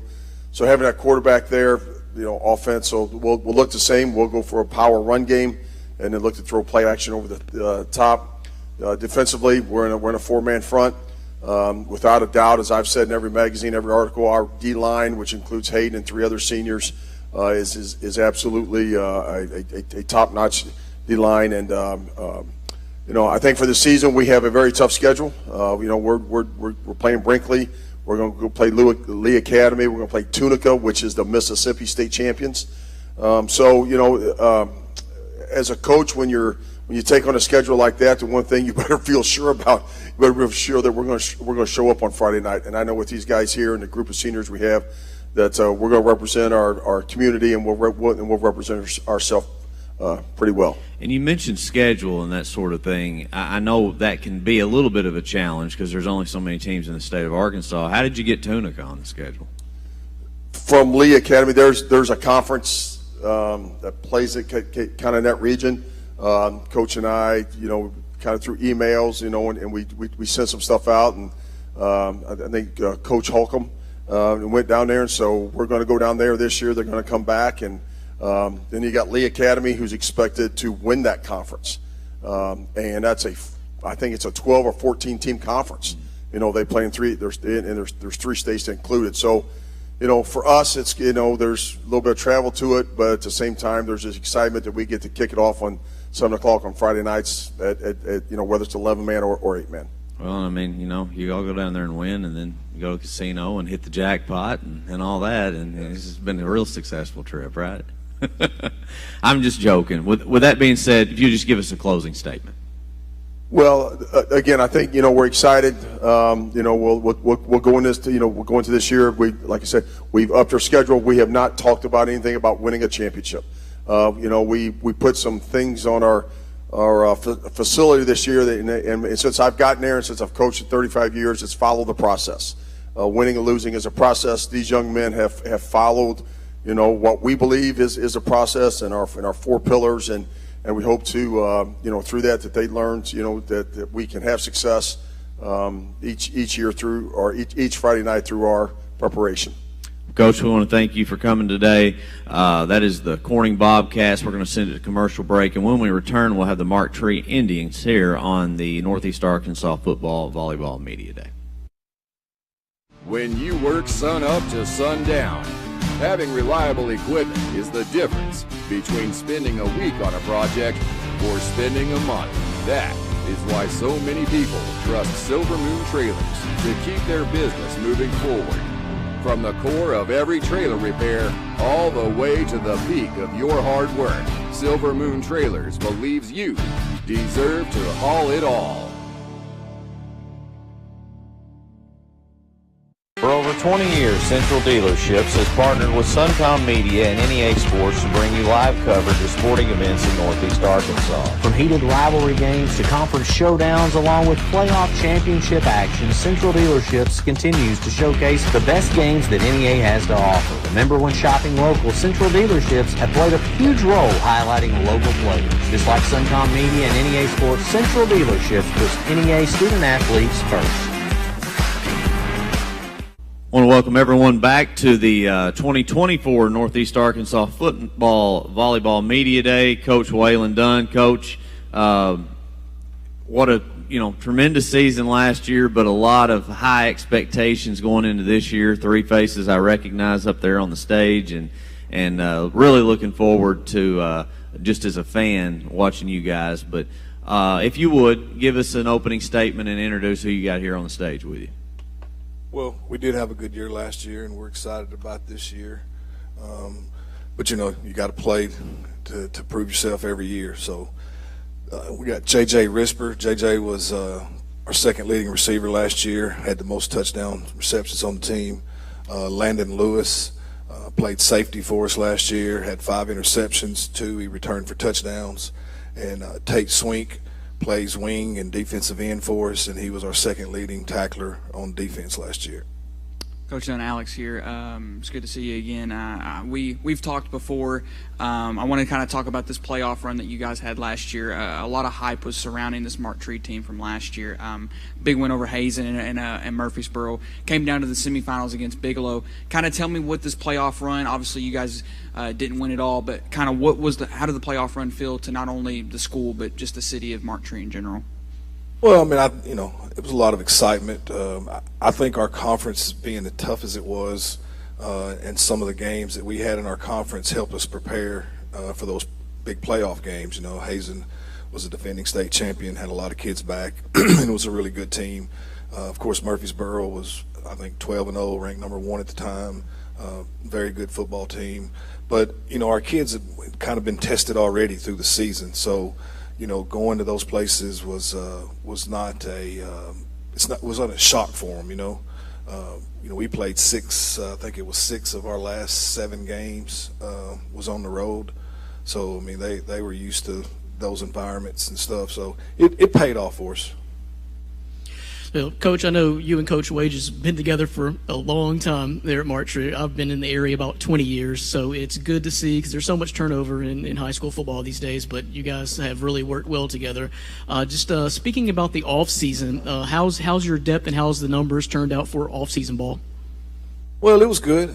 We had kids, we Mondays and Wednesdays, we have linemen come after they lift and do skills. Tuesdays and Thursdays, receivers come and we do things with them after they lift.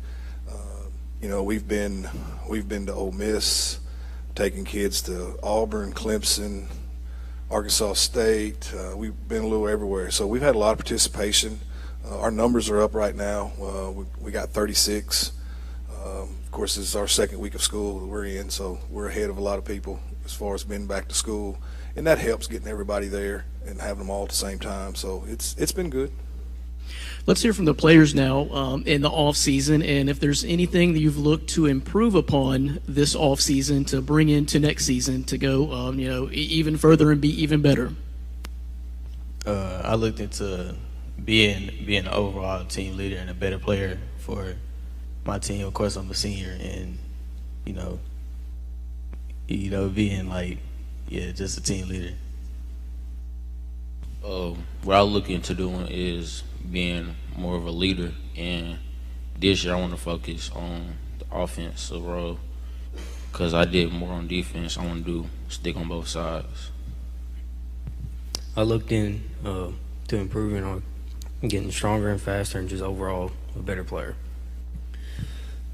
Coach, I'm a little late to the party here. I just got back in here, but last year we had the privilege of covering the Mark Tree EPC game at EPC, and what a game that was. I mean, went to overtime. It was a really, really good football game. A lot of offense, and multiple games of yours last year were just absolute shootouts. I mean, in the 60s, and just fun football at the high school level, at any level, but for sure at the high school level. So, kind of talk to us a little bit about. Offensively, I'm sure you still expect to be good. Talk to us a little bit about the strengths of this team for, this upcoming year, but also maybe some of the things you want to shore up a little bit, maybe on the defensive side of the ball or just in general. Well, a lot of those games that we did have shootouts and we did have to score, but we didn't have Jonah Walker at linebacker. He broke his leg, small bone in his leg, second game of the year, so he missed 7 weeks. And when you're missing a 6'6", 260-pound dude that can play, he makes a lot of tackles for us. So not having him hurt us defensively some. And offensively, when you've got a running back like we have in TJ Hodges, people just don't want to let you run the football. So they try to pack the box and play you man. And so, that forces you to have to throw it. And fortunately, we have a quarterback that can do that, and we have kids that can catch it. So, it wasn't that we wanted to throw it all the time and have to score all those points. It was just what we had to do. Well, I'll tell you, we've covered several football games, but that one was definitely my favorite one. I know it didn't end the way you wanted it to, but it was definitely one of my favorite games to cover, and it was just a battle both sides of the ball. And that's respect to both coaches, and players as well, but to get them to battle that way, and I know that's a big-time rivalry game. So it's going to lead me to my next question. What's a game on the schedule, guys? I may have already said it. I don't know, but what's a game on the schedule that you're really looking forward to playing this year? Newport. Newport, that's the first game of the season. Yeah. I'm looking forward to play Newport because we is a small school and they're a bigger school, so we'll just see what we got to do and handle the business. I have the common answer, EPC. I want to ask both coaches this from a coach's perspective. How do you see this team gelling, and how do you see the connection on and off the field? Well, for me, these kids all get along. They all seem to like each other. They hang out together. When we get into practice, it goes from, it goes straight into work mode. They do what you ask of them. And they do it to the best of their ability. The main thing that I saw with us this summer in the 7-on-7s is no matter who we played, we played Bryant in 7-on-7. We lost by 2. It is 7-on-7. That's not real football, but it is competition. And the way they compete, that's all you can ask for as a defense coordinator. I think the biggest thing is we have some talented kids, some good football players, but what I want people to know is the character of these kids. If kids acted, if they all acted the way these guys do, I mean, this would be the greatest job in the world. I have some really good kids, and I have some good leaders, but a lot of that goes back to their character and who they are. Now, the thing for us as coaches sometimes is everybody tells them how great they are, so we got to make sure that that poison don't get into complacency and thinking all you got to do is show up, because they know our conference is a very competitive conference with some good teams in it, some good coaches. So you'll have to play well every Friday and not turn the ball over and stay healthy. My mom always told me that if all she ever did was tell me how good I am, I'm only going to get so good. So like she was the best at always finding a way to humble me and bring me back down to earth, and that's what you need. Honestly, you guys are great players. No disrespect at all, but at the same time, you got to keep that focus and keep grinding and know that, hey, I may be this good, but there's always room to improve a little bit. So I want to ask real quick, what's an individual goal that each of you have for this year? What's something that you want to be able to accomplish individually this year as well as a team, and then we'll kind of wrap up from there. Becoming a team leader on defense, play defense more, and get more tackles this year. My goal for the season is to do better than last season. I had like 5 interceptions. I want to go for like 6 or 8. I had 2 pick six. I want to go for like 3 or just more. I want to break my tackle record last year and just, overall help the team on defense. I like all those answers. Coach, if you would, and I know that the expectation or the goal, is obviously probably state championship, but just kind of talk on that real quick, and then we'll kind of wrap up from there. Well, yeah, I mean, obviously our goal is to win a state championship. I mean, that's why we do this. And we've tried to go out and schedule the Newports and the Gurdons and those people to challenge us early in the year. And, hopefully we can stay healthy and make a run. I mean, that's the ultimate goal. Well, I hope to goodness we get the chance to cover you regular season. I hadn't seen the schedule. If we don't, I hope we get the chance in the postseason to cover you guys, because like I said, that was a joy to watch y'all play last year. So good luck this year, guys. Good luck, coaches. Keep working hard. Keep battling. You're doing things the right way, and we enjoy watching that. So thank you, sir. That was the Mark Tree Indians. We're going to take a commercial break. When we come back, we'll have the Win Yellow Jackets on the stage. You're watching the 2024 Northeast Arkansas Football Volleyball Media Day. Attention members and guests. Taste the flavor of Mexico at Casamaya Mexican Restaurant in Jonesboro. At Casamaya, all recipes are prepared fresh daily. Tacos, burritos, nachos, sizzling fajitas, salads, and more with unlimited chips and salsa. Dine in or use our convenient drive-through window. Olé! So don't wait till mañana to try Casamaya Mexican Restaurant on Caraway Road in Jonesboro. Taste the flavor of Mexico today at Casamaya.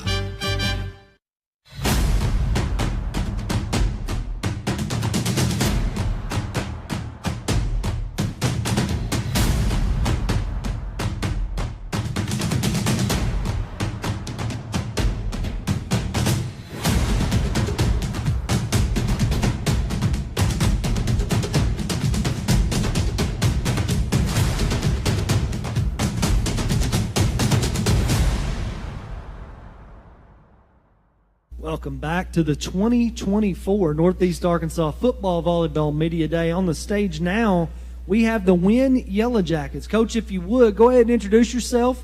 Tell me who you brought with you today, and then we'll get started with some questions. Clay Toddy. This is Siler Holbrook, Tyler Rowland, Corey Johnson, and Justin Skinder. Coach Toddy, it's good to see you again. We spoke. It was either yesterday or the day before that, but it's good to see you again, man. I want to talk about last season. Obviously, a lot of adversity that you guys have had to gone through the last year and a half almost. You guys still made the playoffs. That's a win thing, is to make the playoffs, and you guys seem to do that almost every year. Still lost to Mills University. Kind of tell me how, after all the adversity you guys had to go through, how did you feel about last season? Well, I was very proud of the kids. I mean, unless you live what we live, there's no really explanation that satisfy. I mean, it was a challenge, struggle, still a lot of challenges. So I was proud of the kids that stayed. You know, we had a lot of kids leave, some justified, some just didn't want to go through what was going to have to go through. We had some coaches leave, just didn't want to go through what was going to go through. So I was very proud of the perseverance, the handling of adversity. Wasn't fun a lot of times, and proud, that we were able to make the playoffs, in our conference, which is a very competitive conference. So I was thankful that our kids, got that reward there at the end for persevering and continuing to compete and fight. A lot of the year we were in the low 30s. I think one game, our low point, I think we dressed out 33 one game, but most weeks of practice we were practicing anywhere from 30 to 32, 33 kids. So let me kind of build off that, Coach, and talk about this particular summer and how the depth and numbers are, and how you've seen the team kind of come together and gel and maybe improve in some areas. Well, the great thing is we got a lot of experience back. So we started 12 sophomores at different times, not necessarily the whole year, but at different times in the year. And so those guys grow up, and they got thrown to the fire. A lot of them were having to play offense and defense. So we've got that experience back, and we've got a toughness about us. Last year I equate it to this. Last year we're still trying to figure it out. Who's all in? Who's going to leave? Who's going to stay? Who really wants to be here? Who's going to buy in? And there's no doubt of that. I mean, we still have great challenges ahead of us, but it's easy to take on challenges when you got fighters. And these guys in the locker room. There's when you go through tough times, you build a bond, you build an edge. So that's the thing, you sleep well at night, as you got some fighters, and you need that when you have challenges.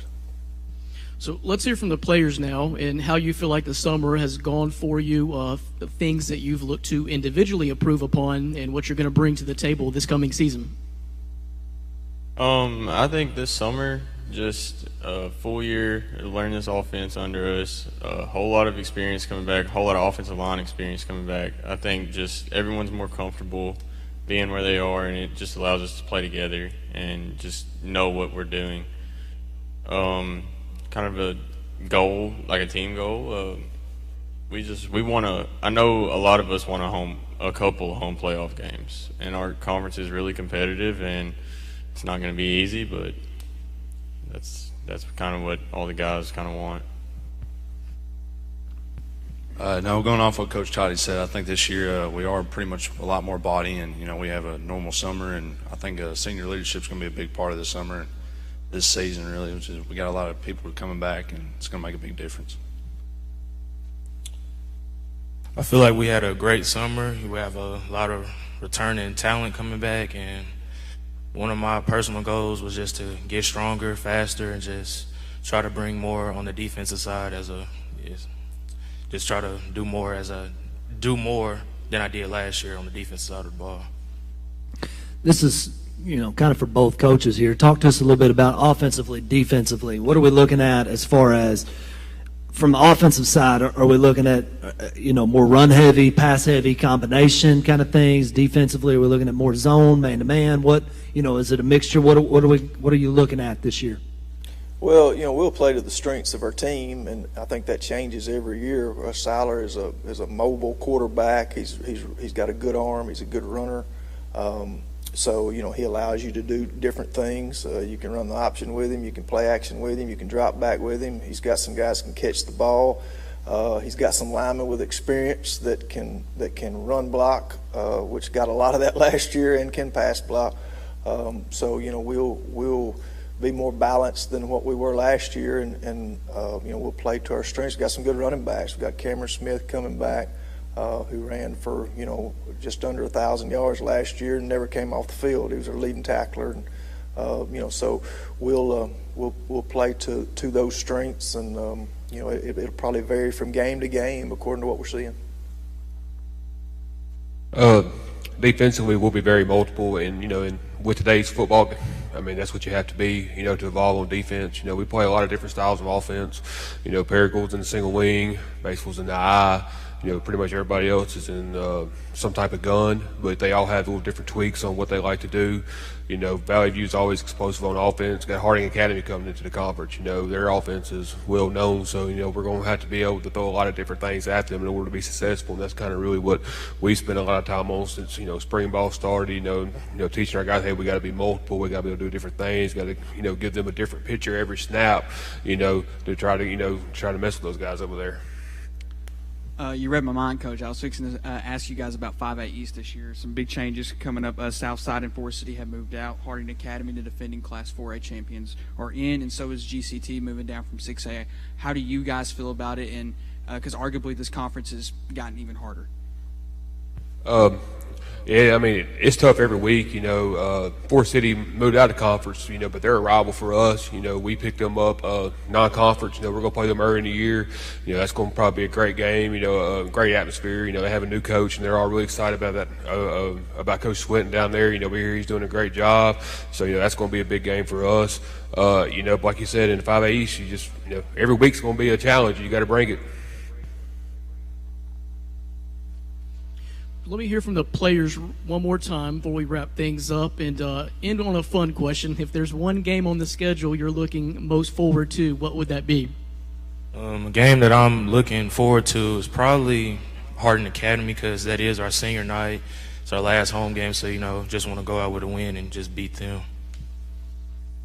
Yeah, I'm agree with that. I mean, of course, everybody's looking for the home opener against Marion. It's always a good, fun game. But senior night at Harding Academy, that's going to be a fun one. Me personally, I'm looking forward to the Valley View game. They've beat us these past 2 years, and I think it would be fun to get revenge on them this my final year of high school. Well, just from these three answers alone, Coach, a pretty tough schedule there. Definitely a stacked schedule. So if you don't mind, just give us a closing last statement and how you hope the season will play out for you guys. Well, I think great competitors love a challenge, and we've got some competitors. Whether we'll measure up or not, that's why you go play the games. But I don't want guys that run scared from that. And I love their answers. All those teams they mentioned are the best. So if you want to be the best, you got to beat the best. And win Arkansas, they've strived to be the best for a long time. Well, thank you guys so much for being here. The Win Yellow Jackets, and good luck this upcoming season. We're going to take a quick commercial break, but when we come back, the CRA Lady Falcons volleyball team will transition back into volleyball here on the 2024 High School Football and Volleyball Media Day. Whether it's your home or your business, Delta Glass is Northeast Arkansas's clear choice for superior glass products and service. If you've just completed your dream home or a recent remodel, Delta Glass provides the most sought-after custom shower enclosures and mirrors in the industry. Delta Glass specializes in custom design and fabricated storefront systems for all sizes and styles. If you're in need of superior glass products and services, call Delta Glass today at 870-520-6290 or visit them on Dan Avenue in Jonesboro. I've seen First Community Bank all over, but then to take my stuff to some people that didn't really know me and took a chance, that spoke volume. I'll always be grateful to First Community and that whole team over at Harrison that helped get me started. Anytime I need anything, just a phone call away. We're really proud to be with First Community Bank.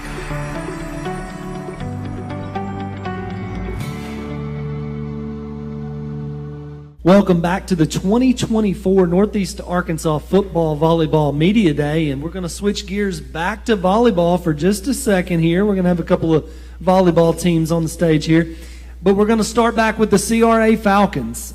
Coach, if you would, just kind of introduce yourself and tell us who you brought with you today, and then we'll get into some questions. Sure. Royce McMillan, again from Crowell's Ridge Academy.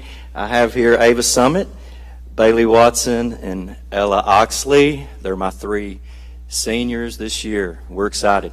Well, Coach, kind of talk to us first about, let's talk for a second about last season. Tell us about last season. Tell us about building off of last season and going into this year. Sure. We had three seniors last year, Cadence Jumper, Allie Gillette, and Skylie Clayton. Skylie, probably one of the best players ever come out of Crowell's Ridge Academy, and we're a volleyball school anyway, I feel. So losing those threes is big. But the last 4 years, we've been to the Final Four every year. So we're hoping this year to take it one step further, and that's to get to Hot Springs. That's a lot of success. That's a 4-year stretch. That's a lot of success. So as you sit here with these seniors on the stage, they know what success feels like. And I know that all three of them are probably pretty hungry to take that next step to get to Hot Springs, But nonetheless, you've had a lot of success. So girls, building off of that success, I'm going to go ahead and ask you this question out of the gate. Kind of tell us, what are some individual goals that you have for this year, for yourself, but then also what is a team goal that you have for this year? And it may be an obvious answer, and if so, that's perfectly fine, but, individual goal and a team goal. For me, it would be to not shut down whenever something bad happens, to just keep my energy up. And for my team, it would be probably keeping our energy high, because we get down on ourselves a lot.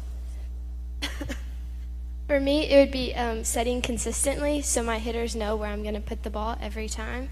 And for a team, it's just playing together and getting to know each other and working together good. Mine is probably just getting better in communicating and good leadership and being consistent with hits. And team goals is just play hard and not shake it off whenever we do bad. Coach, something Bailey just kind of hit on, building team chemistry. How have you felt like the summer has gone, various camps or whatever you guys have participated in? How have you seen improvements throughout the summer? Well, we haven't done any team camps. I like to keep all of our secrets in our gym right now. Our girls are super busy with different things, family and church camps and mission trips and things. But we've had some great practices, this summer, and defense and passing, and it's just been a blessing to be able to coach these girls this summer, and then I've had them since they were in elementary, so it's going to be a fun year. Okay, and all three of you are seniors, is that correct? So is there any individual skill or trait that you've tried to work on or focus on this summer going into your senior season? Passing would be for me. Setting, that's a big thing. Being consistent with all my hits. I want to ask you guys have a pretty solid schedule coming up this season. What is one game that you guys are all probably most excited for, especially the seniors? Manila. Same for me, Manila. They're really good, and it's going to be a big game. Same, Manila. Well, I feel like that game is probably circled in the locker room then for everybody, I guess. But, Coach, kind of talk to us for a second about the conference. You guys play up, I believe, from as far as classification is concerned. So that's even more impressive, that you have been in the state semifinals being a smaller school. I'm sure you don't even look at it that way, and rightfully so. But still, nonetheless, that's impressive in and of itself. But talk to us a little bit about the conference. Well, I appreciate it. How many is in our graduating class this year? In your class? 18. So we're not even a 2A. We're 1A in every other sport, so we can't play 2A because we've had some success. So we've bumped up, to 3A. So the girls have accepted the challenge. Last year we were conference champs. Manila and Harrisburg and Walnut Ridge, Hoxie. Tough. It's a tough schedule, and that's what you want in getting prepared, for postseason play. So your conference is tough in its own right, but from a non-conference schedule, do you schedule some tougher schools even then? I've not looked at the schedule per se, but just looking at it here on the screen, you got Highland, you've got Harding Academy, you've got some. You don't just schedule lightly, to say the least. So talk to us a little bit about that. Well, Harding Academy last season was a Final Four as well. So we've been playing them last few seasons, and we're got to go to Harding first week of school, and it's going to be a huge a huge game. But yeah, we want to see kind of what we feel who's going to be there at the end with us. So I'm already pumped up. That's probably my favorite game of the season. I know these guys are thinking about conference, but one game at a time. But we want to try to win every game, that's for sure. So to the girls, outside of the answer of Manila, what you're most looking forward to as far as the games go, what other moments are you most looking forward to, all being seniors, whether it be bus trips, camaraderie, just whatever that may be? What are you looking most forward to?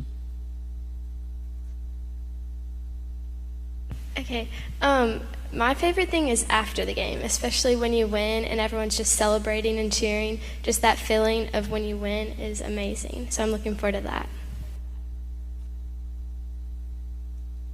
Yeah, definitely the locker room is the best part after you win a game. But going on the bus rides is also fun because we'll listen to music sometimes. So good. I would say being in the moment. You've got 3 different answers there, Coach, and you like to hear that. Absolutely. We're in a couple weeks. We're going to go to the lake and have a fun lake day. So getting that team bonding, team building. Those are fun activities that looking forward to, just to kind of grow together. Well, Coach, just to kind of move further past that, you've had the success and you know what that feels like. But what is the thing that you enjoy the most about coaching volleyball and coaching high school? Like, what is it that you enjoy the most, day in, day out? Because you seem very happy. That's why I say that. Like, you just seem very positive, and your outlook is good. Curtis Ridge Academy means a bunch to me. That's where I graduated. I think this is maybe my 12th year, 13th year, but I love Christian education. And I love fundamentals of volleyball. We touch a lot of volleyball every day, but just seeing each kid, if they want it bad enough, I'm going to keep pushing. I'm going to push, and seeing those results and seeing those smiles after they have that moment where, I get what you're saying now, Coach. It's just why I come and practice, and it's why I do what I do. Love kids, love. I teach kindergarten all through 12th grade. So, well, I feel like the best coaches get kids to realize that before it's too late. They get kids to realize, what they're asking and what they expect before they graduate. Because sometimes it doesn't click for some kids until a little bit too late, and so that is important to be able to get that point across. But Coach, we want to thank you very much. Girls, we want to thank you very much. Y'all did a great job. Thank y'all for being here today. Good luck this year. We hope you get over that next hump and get to Hot Springs this year before you graduate. So appreciate it, guys. Thank y'all very much. That was the Crowley's Ridge Academy Lady Falcons volleyball team. We're going to take a commercial break. When we come back, we'll have the Marion Lady Patriots volleyball team on the stage. You're watching the 2024 Northeast Arkansas Football Volleyball Media Day.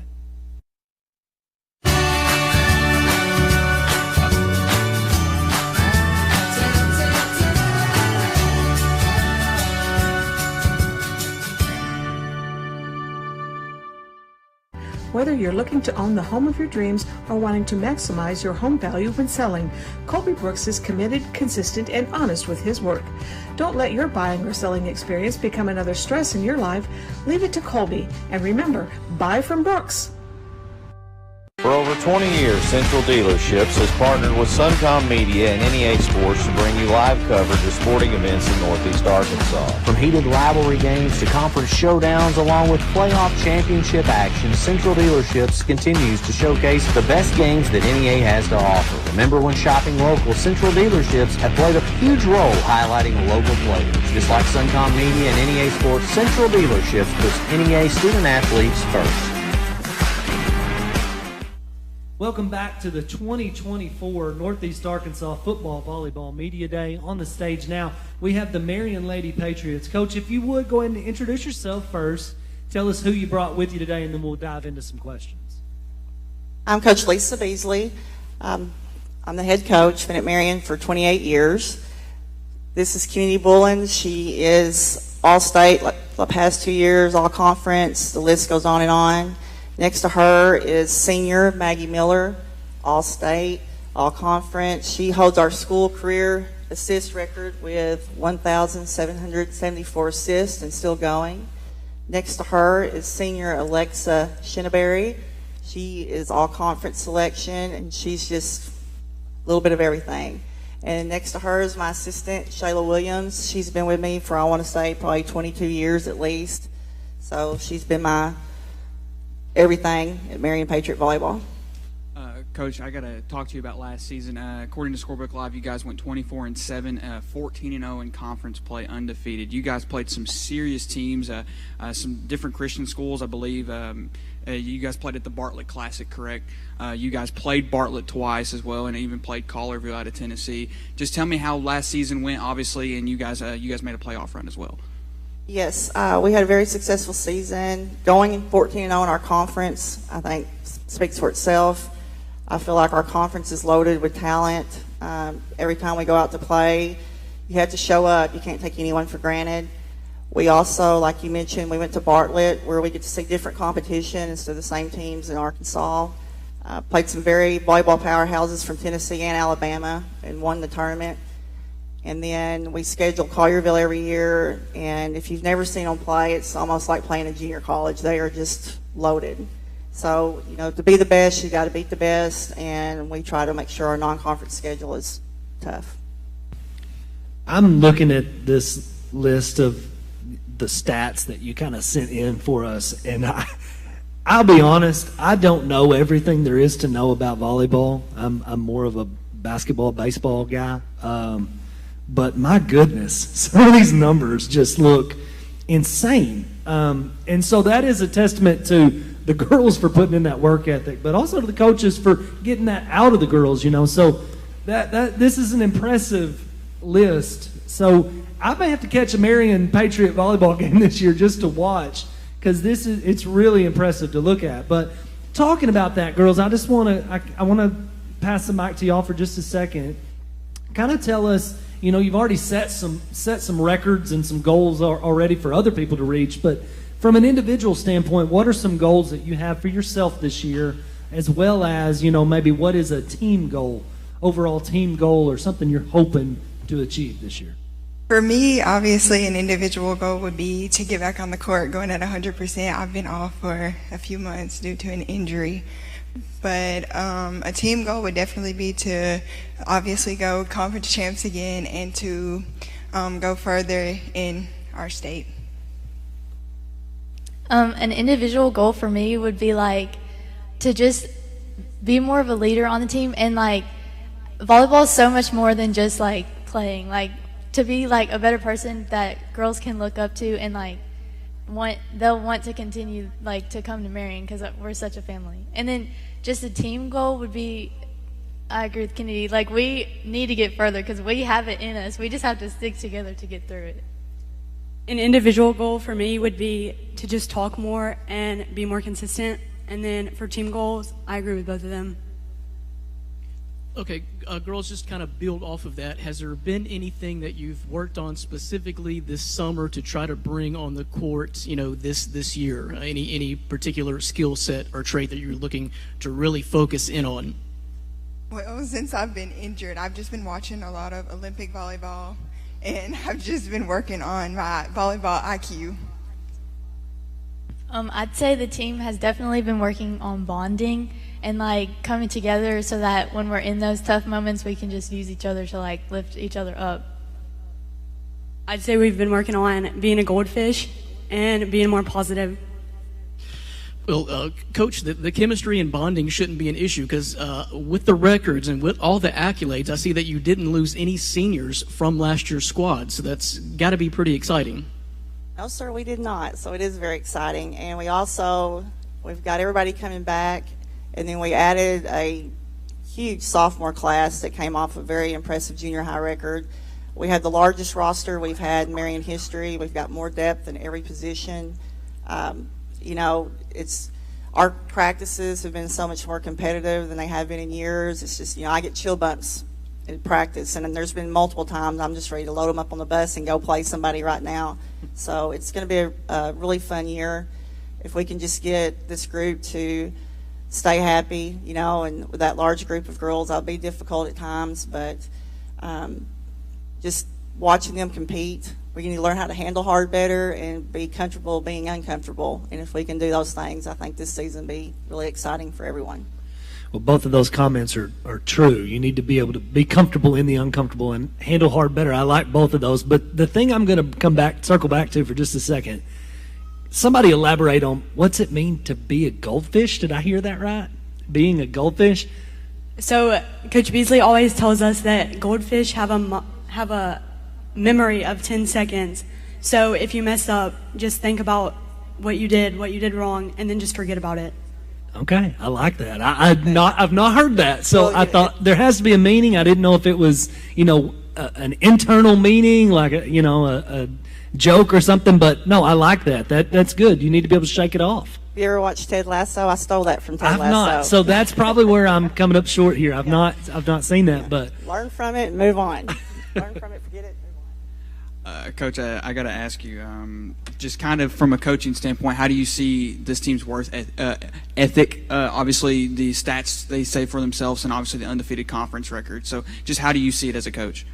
Well, I want to talk about the stats a little bit. I'm glad y'all mentioned that because, I wish that the Jonesboro Sun would look at us for the Under the Sun because I think my athletes definitely deserve it. And since we're in Marion where we're located, we don't ever get included on that. But our work ethic, these girls, they come in, they work. We have a pretty intensive strength conditioning program. We have a strength coach that comes in and works with us, so I think has just helped us incredibly. I mean, we went through a stint last season where we played 3 matches during the week. We went to the Bartlett City Classic where everything's 2 out of 3 there, and we played 35 plus sets in a week, and then went into our season the next week playing Valley View, which went 5 sets and different things. So I think it brings power. I think it brings endurance, explosiveness to us, and they work just as hard up in the weight room as they do on the floor, and I think that always helps us. Now, there's some that they don't like their workouts, but I feel like they do see the help that it gives us during the season. So I couldn't be more proud of how we work. Well, I'm disappointed to hear about the goldfish thing because I actually had a goldfish that lived about 8 to 10 years. I was very surprised. So you're telling me he didn't remember who I was every time I even passed by the bowl? You had to reintroduce yourself every time. That's disappointing. Okay. Maybe that's why he lived so long. But, so let's hear from the girls. If there's like one game on your schedule or something, a moment that you're most looking forward to this upcoming season, what would that be? As for the game, probably West Memphis. And as for our moment, definitely our bus rides. Our coaches know that we love to sing. Probably for a game, I would say Valley View, only because we have so much momentum, and like when we win, it is very exciting, and we love taking that and just using it for the next games too. I would say I'm most excited for Carterville because they're a powerhouse out of Tennessee, and we know a lot of girls that play there because they're on our club teams. So it's just a really fun and exciting game. I want to ask, since you guys played some out-of-state tournaments this year, do you guys? It doesn't say it on Scorebook Live, but do you guys plan on doing that again this year? Yes, we're going back to Bartlett, which is a Friday, Saturday tournament. We always look forward to that. And then we go to Lakeside to their tournament in Hot Springs. Those are the 2 tournaments we go to. So talk to us a little bit about that, about the conference. The conference looks tough, and so you went, 24-7 last year, did I read that right? And to play the conference that you play in, on top of the non-conference, a lot of people look at that and say, well, you lost 7 games. Well, okay, good luck playing that schedule. You know what I mean? Like, sometimes you need to play those games and lose a few games here and there to really get better. But kind of talk to us a little bit about the conference itself and how tough it is night in, night out. I just feel like our conference is just stacked. It's a dogfight every night you go out. You can't take anybody for granted. You have to show up and compete every play. You can't take plays off.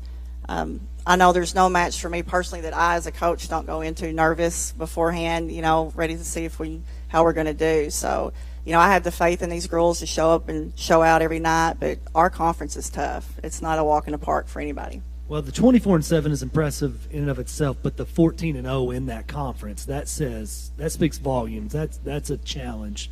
So thank you, girls, very much for being here. Thank you, coaches, for being here as well. Thank you. It's been a privilege to talk with you, and I hope you get more recognition this year because clearly you all deserve it. Good luck, and go win a state title. Thank you. That was the Marion Lady Patriots on the stage. We're going to take a commercial break. When we come back, we'll have the Manila Lady Lions. You're watching the 2024 Northeast Arkansas Football Volleyball Media Day. Join us for a free women's self-defense seminar at Gracie Jiu-Jitsu Jonesboro on Saturday, September 21st. This is known to be the most effective martial arts for self-defense. Scan the code to learn more and reserve your spot now.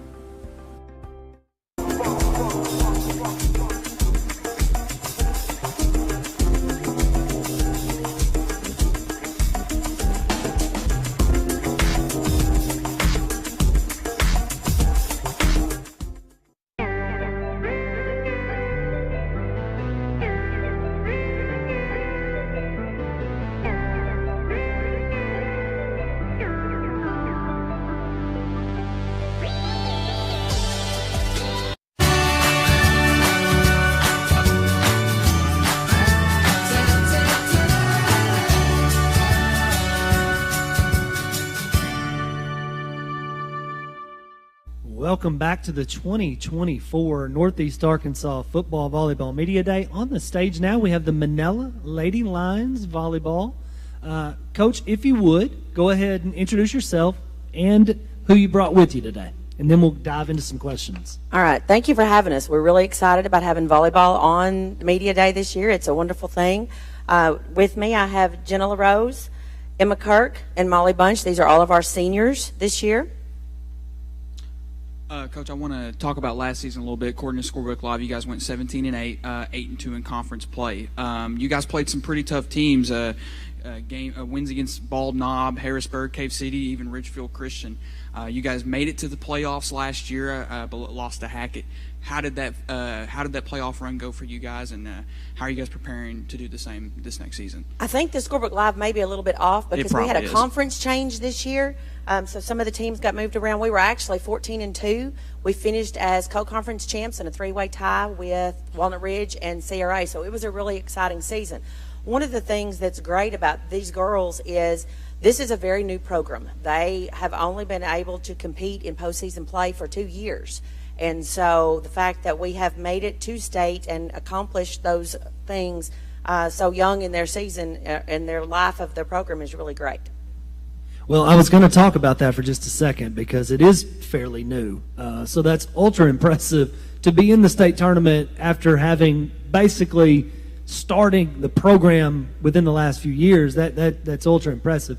But I want to talk a little bit about building off last year's success. You had a good run. You get to the state tournament. Building off of that, moving into the off season, what are some things over the summer that you guys, maybe the theme of the summer, or what are some things that you're working on to try to improve to maybe take that next step this year? This summer is about rebuilding. We had 7 seniors, and that was the group of girls who actually started the program when it started in Manila. So there was a lot of experience. They had been the ones on the court most of the time. Jenna and Emma have a little bit of playing time, but most of the girls who graduated had been the starters for almost all the years that they had been playing.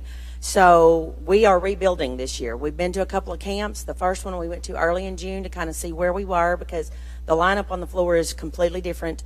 So trying to figure out who's going to be where. Got lots of girls who are very versatile, who can play in multiple places and multiple roles.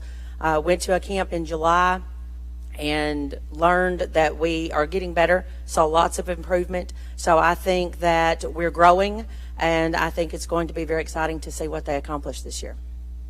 So building off that, let me hear from the girls now, and having to obviously step up this year. The seniors are gone. You guys are moving into that role. So how's the off season gone for you, and in what way do you plan to step up and contribute being the senior leadership core now? I think, sorry. It's good. And I hate stepping up and being like the leader of the group, and I hate being like a person to tell people what to do because I just let the team make the decisions. But I think this year I'm gonna have to step up and help be a leader and make some of the team decisions. I'm just going to try to be a team leader and have a positive attitude on the team and not let anyone down. Building off that, we, like Coach said, not a lot of us have that much experience, and that's how like a lot of our team is. But this summer, like the main theme has been to like work together and get more experience and get more knowledge on the court. So as a leader for this year, I'm just going to try to be uplifting and make sure that the team knows it's okay to make a mistake, just to come back with a better attitude. So kind of building off that just a little bit, what are maybe some individual goals that you have for this year and maybe a team goal that you have for this year? I would say my individual goal is, again, trying to step up and speak up more, because I usually just let the team do what they do. And then a team goal, I'd say, is probably coming together as a team, because besides Emma, I don't think I've played with any of these girls, and so, but we are definitely going to be good, I think. I'd say a self-goal is to be a better hitter and a team leader, and a team goal is just to win games. A self-goal that I have is probably just to not get in my head, because when I make a mistake, I kind of just focus on it. And so moving past that would be great to learn how to do. And then as a team goal, I think that we all just need to learn how to work together, because not being on the floor for the year has made it kind of hard to know like who you can trust and stuff like that. So I think learning to trust your teammates and how to work together, that's going to be our biggest thing. Coach, do you want to answer that same question? Yes. The biggest goal that we have, I think, as a team is, as the girls said, learn to play together, learn to trust, learn to be strong. One of the things that's different in our conference this year is AAA has added a regional tournament at the level of our conference for 2A and 3A, and I'm not sure if it's in 4A or not. So instead of us getting to send the top 4 in the conference, we have to send the top 4 to regional, and then the top 4 from regional get to state. So one of our team goals is, of course, to make it out of district to regional and then on to state, because there's another level there of competition. Coach, I want to ask you, obviously, in the sport of volleyball, teamwork and team chemistry is a major factor in volleyball. As a coach, how do you see this team, and how do you see them gel so well together? I'm really proud of this team. One of the things that I've done this for almost 30 years now, and this group of girls loves each other, they trust each other, they play with each other, they hang out. So when you look at them, and there's not a lot of mean girls syndrome that goes on. You know, with teenage girls, you never know who's going to come out and be ugly to each other on any given day, and I haven't seen any of that yet with this bunch. They are really supportive of each other. They're always helping each other, always talking each other up. It's been really great.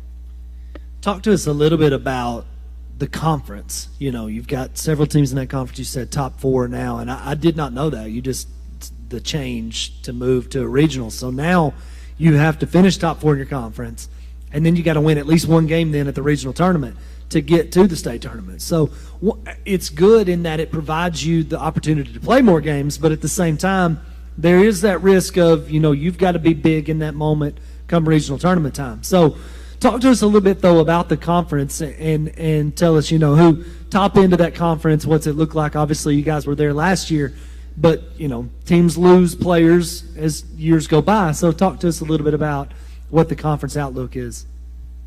Our conference is always stacked. We're in 3A3, and that's been a powerhouse conference in volleyball for years back. You've got CRA, you've got Harrisburg, you've got Walnut Ridge, you've got Hoxie. These are some very top competitors, and so any given year, it's not like, well, they graduated a bunch of seniors, so they're going to be easy this year, because they're not. They've got some fantastic coaches. They've got some grit. They've got lots of girls who play JO ball all season, so nobody's ever like taking time off. Everybody's always working. So it's going to be a struggle, but I think it's one that we can meet with a great amount of success. So, girls, coaches kind of ran through the schedule a little bit. Is there one particular game that you look forward to playing each and every season, and who might that be? I would say it's probably a tie between Walnut Ridge and CRA.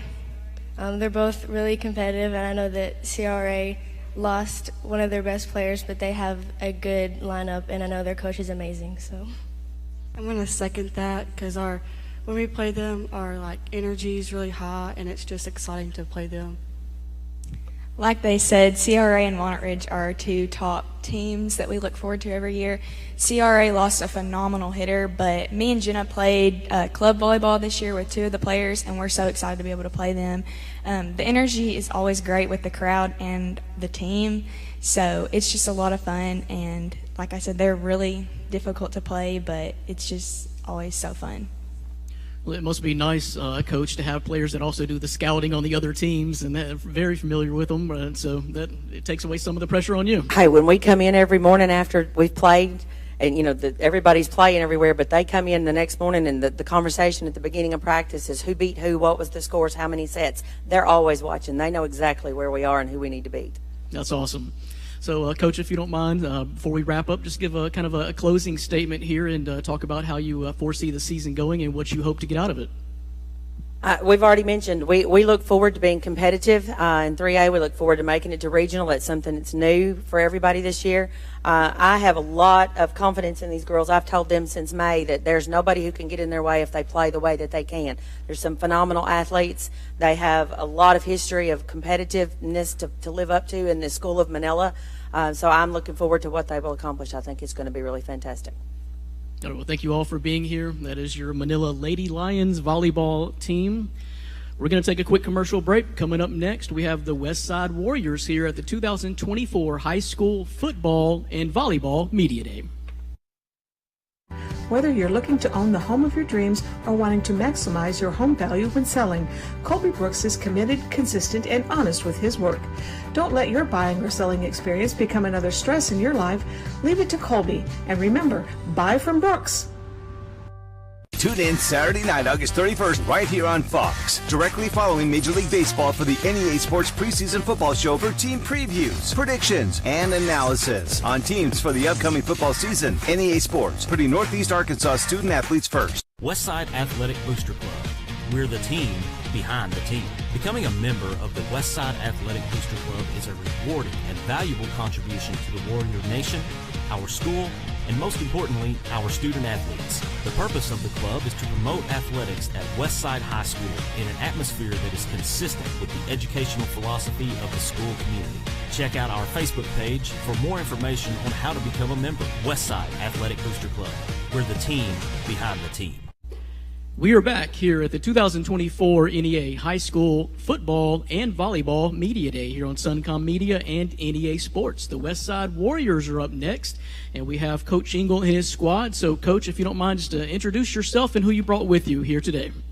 I appreciate it, guys. Thank you guys for having us. Head Coach Bobby Engel. To my left is Senior Gavin Dotson, Senior Weston Watlington, and Senior Dakota Neely, and Defense Coordinator Joey Potter. Coach, I want to ask you, first of all, it's good seeing you again. I just want to ask, what's going to be different about this upcoming season compared to last season's record? Well, it's really, we try not to compare it to last year because, last year wasn't really what we wanted to do as far as win-losses and the expectations. We didn't meet our expectations either. So, these guys have really set high goals and to meet expectations and to be physical and put ourselves in a position throughout the game to get in the fourth quarter and win football games this year. So tell me then, Coach, if you would, just kind of talk about what has been the theme of the off season. What have you really – you didn't meet expectations, you said last year. The guys are upset about that. Sometimes that can make you really hungry, and you absolutely can turn things around that next season. So what has kind of been the motivation going into the off season and things you've worked on maybe at camps and practices so far this summer? Well, really, it's just focus on the small things. Focus on small details, stuff like that. I think we got lost a little bit last year in the big picture of things, and we lost the small detail part of things. So we really just got to focus on small details, be right in doing what we're doing as far as alignment and positions. Play-wise, we just talked this morning. I was kind of upset with these guys this morning about putting the ball on the ground on handoffs and stuff like that. And then we did a session where they didn't put a ball on the ground, and I said, what's the difference? And they said, well, Coach, we just kind of get complacent. I think sometimes I said, well, let's not get complacent. Let's focus on small details and do things right every time. Coach, before we get to the players, I want to ask you real quick, is there going to be any kind of change to the offensive and defensive side of the ball this year? Well, offensively, we're going to switch it up a little bit. We'll still have the I formations. We'll have a little bit of single wing action also going in there. Defensively, we got a couple different sets that we're going to put in on defense too. So, I mean, there'll be a few small changes that taking a little bit of adjustment too for these guys throughout the summer, but they're doing a really good job of getting it down. Okay, let's hear from the players, and as Coach mentioned, changes for the summer. Talk a little bit about what you each have focused on individually to get better at and bring to the table here in this upcoming season. I've been focusing on playing QB, considering it's my first year, and really trying to get this offense down to help our team out and hopefully become better than we did last season. I've been hurt through this past season. I've been trying to get over my injuries and just become more physical as I go to this next season for my senior season, and just try to make the plays to our perfection and just be perfect at what we're doing. I've been trying to get our younger guys to really step up and be the man that they need to be and get their blocks and all their stuff down. And let's hear from Coach Potter as well. How have you seen the group kind of come together and absorb what you're trying to teach out there this year? Well, we've really come together over the summer. Running a new offense, running a new defense. You got 3 new coaches on staff. So we threw a lot at the kids, and but they've adapted, they've adjusted well. They want to learn, they listen, they stay focused. We're like Neely said, he's trying to get the underclassmen to step up, and we preach that a lot.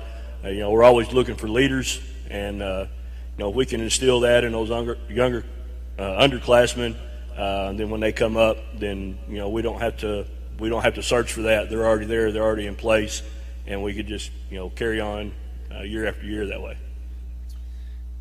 Coach Engel, just kind of talk to us a little bit about what are some of the strengths of this year's team, and maybe some of the, on the flip side of that, what are some of the things you want to try to shore up a little bit outside of just the little things? What are some things you want to kind of shore up this year? But tell us, what has you optimistic about this coming season? Well, we had a lot of guys play a lot of time last year. A lot of underclassmen, these guys as juniors had a lot of playing time. Most of them started every game for us, so they got a lot of experience on the field. It's not like they're coming out there and not knowing what to do.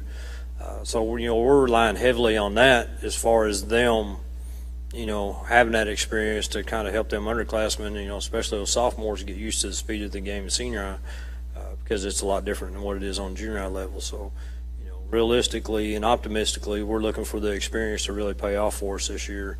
And what we kind of worry about is just quality of depth. Down the line, we want to be able to go 2 or 3 deep, but we got to get those guys in the right spot to get that depth, formed up for us. I want to ask both coaches this. Y'all's conference changes a little bit this year. Southside moves down from 5A East and moves into y'all's conference. They're coming off of a solid season. Just overall, how do you guys feel about your conference this year? I mean, our conference, I think, is tough from top to bottom. Obviously, Rivercrest Colts is sitting over here off to my side. They're moving back down to 3A, and good luck to those guys. They're always quality guys, on that. And Coach Fleming does an awesome job with them guys. But, they're dropping down, and Southside's moving in, and Cave City's moving in. So, the schedule's tough from top to bottom. Non-conference schedule's going to be tough. So it's not going to be an easy road for us. So we really got to, dig in and just start from the very beginning and get after it.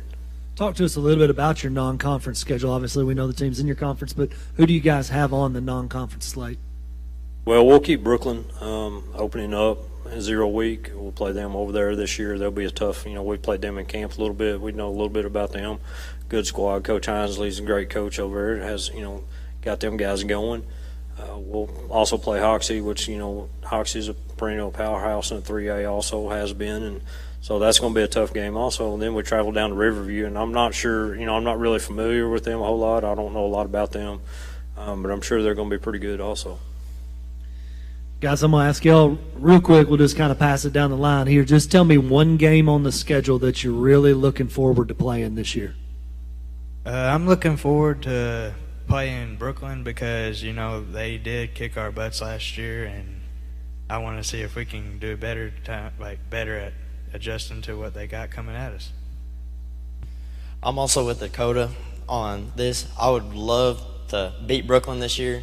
It's just one of our things is we're really rival. We're so close to each other. We know everybody over there, and we're always jawing back and forth, and it's a big game. I'd love to win. I'm with them too. I want to play Brooklyn also. They're a tough team, but I think we can beat them. Well, and I'll say this, Coach, that it's good that you get them week 0. If that's everybody's game they've got circled, circle that game, play your tails off that game, and then circle the next one. You know what I mean? You're not looking at week 7 or 8 as your game that's circled. You're looking at that very first one to get out of the gates well, and so that's good. You start off with a rivalry game, and it sets the tone for the season sometimes. If you can get that one, who's to say that, that doesn't spark plug everything and get you going for that next several weeks. So, Coach, we just want to say, both of you, thank you all very much for being here today, bringing the guys out. Guys, we thank you all for coming out. Good luck this year. Good luck healing up from all the injuries and stuff. And this year, just go out and battle. Good things will happen if you just go out and play hard every week and get everybody to buy into what you're selling. So, good luck to y'all. That's the we're talking about Brooklyn. That's the West Side Warriors on the stage. When we come back from commercial, we'll have the Rivercrest Colts. You're watching the 2024 Northeast Arkansas Football Volleyball Media Day.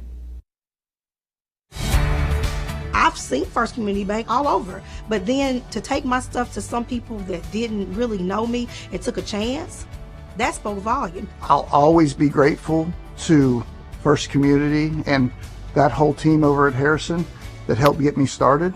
Anytime I need anything, just a phone call away. We're really proud to be with First Community Bank.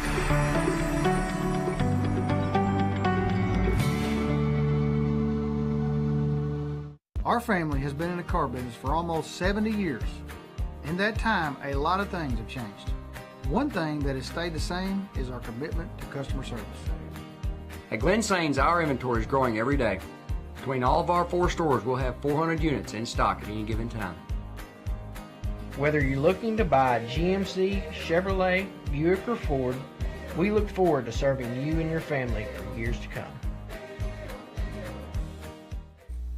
Welcome back to the 2024 Northeast Arkansas Football Volleyball Media Day. On the stage now, we have the Rivercrest Colts. Coach, if you would, go ahead and introduce yourself for us and tell me who you got with you here today, and then we'll dive into some questions. Okay, I'm Johnny Fleming. This is Cavante Washington, our quarterback.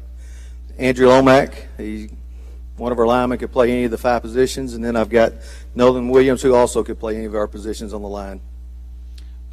Coach, it's good to see you again, man. I want to talk real quick about last season. Y'all had some non-conference games against Mills University and Valley View here at Jonesboro. Talk about, obviously, that playoff run, going to War Memorial Stadium. How did that feel? Obviously, y'all didn't get the outcome y'all wanted the most, but just how did that feel for not only the school but for the city of Wilson? Right. Well, to start off, we played a tough non-conference schedule, and we knew that those teams would be as good as anybody we'd see through our conference, and I told them at least through Thanksgiving, because we knew we had a good team. We had some good guys coming back, and we were going to be pretty good. And it just set the stage. We had some injuries early, which really helped us out. If you look at this guy on the end right here, he was one of our backup fullbacks, Nolan was, but we had an injury on the line, and we were looking for a lineman. He stepped up, and he played on the line the rest of the year, every play, and it made a huge difference. We ended up getting a couple of guys back from injuries. So depth-wise, it made us better, and just overall made us better for this year. Well, and that's the thing. You don't want to say non-conference doesn't matter, because it does matter. It matters as far as how you play and getting better. It doesn't matter as far as postseason is concerned in that regard, wins and losses, but it matters about getting better and being ready for that conference slate. So hats off to you for playing a tough schedule. I mean, that's only making you better. And it doesn't matter how you look in September, honestly. What matters is how you're playing come November and getting into that postseason run and being ready. And if there's a team around here, it's the Rivercrest Colts they're ready. Every postseason, I feel like, doesn't matter if you're 8-3 or it doesn't matter. because I know when I read the scores in the paper the next day, I know Rivercrest is going to battle, and that's a testament to your guys, but it's also a testament to you, Coach, for having them ready to play. So talk to us a little bit about, you had that success last year again. Talk to us now, what has been the approach in the off season? What has been the theme of the off season as far as getting ready for this upcoming year? Well, we lost some pretty good players off last year's team. Kobe Turner at fullback, it's going to be hard to replace, but we got a kid back there that's probably faster, but it's just not as elusive as Kobe was. We lost Michael Rayner, Marcus Slayton. We lost two guys on the line in Jared and Ian that had played 3 years in a row, and they were 4.0 guys, so you can make adjustments in the middle of the game, and they could pick it up and say, okay, we're going to block it this way. And that's what we're trying to find out with these new guys coming in. Are they going to be able to do that? And playing a tough non-conference schedule like we are, we'll figure that out early. So let's kind of build upon that, guys, hear from the players. Is there anything in particular you're looking to work on this summer to improve, knowing you guys need to step up after losing a lot from last year? What are you focused on as far as individual skill sets this summer? I'm just focused on getting better, getting a younger classman, getting them prepared. Because like Coach said, we lost a lot. So hopefully just getting them better and getting them prepared for the season. Trying to get the people that came from junior high line, trying to get them straight and come to practice and stuff like that. We've really been trying to focus on getting us stronger, making sure we're in condition and making sure we're in shape for this year, because it's going to be hot coming August time and we need all the people we can get. How do you think the summer has gone as far as everything, numbers, depth, and how everyone's coming together and kind of gelling, Coach? It depends on which day it is.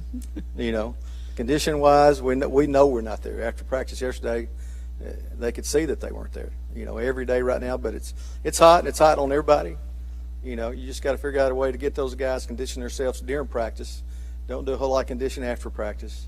And the state kind of dictates sometimes what you can and can't do. So, we try to go as hard as we can during practice. And, these guys, it helps having a 3-year starter at quarterback coming back. It makes things so much easier offensively. Like I said, these guys had to play last year, offense and defense on the line. So Nolan's one of our linebackers and one of our nose guards right here. So, just trying to get everybody on the same page, and they're getting there. We don't do a whole lot of stuff as far as team stuff in the summer. We went to 1 7-on-7. Usually we go to 2. We couldn't go to 1 because we didn't have a quarterback.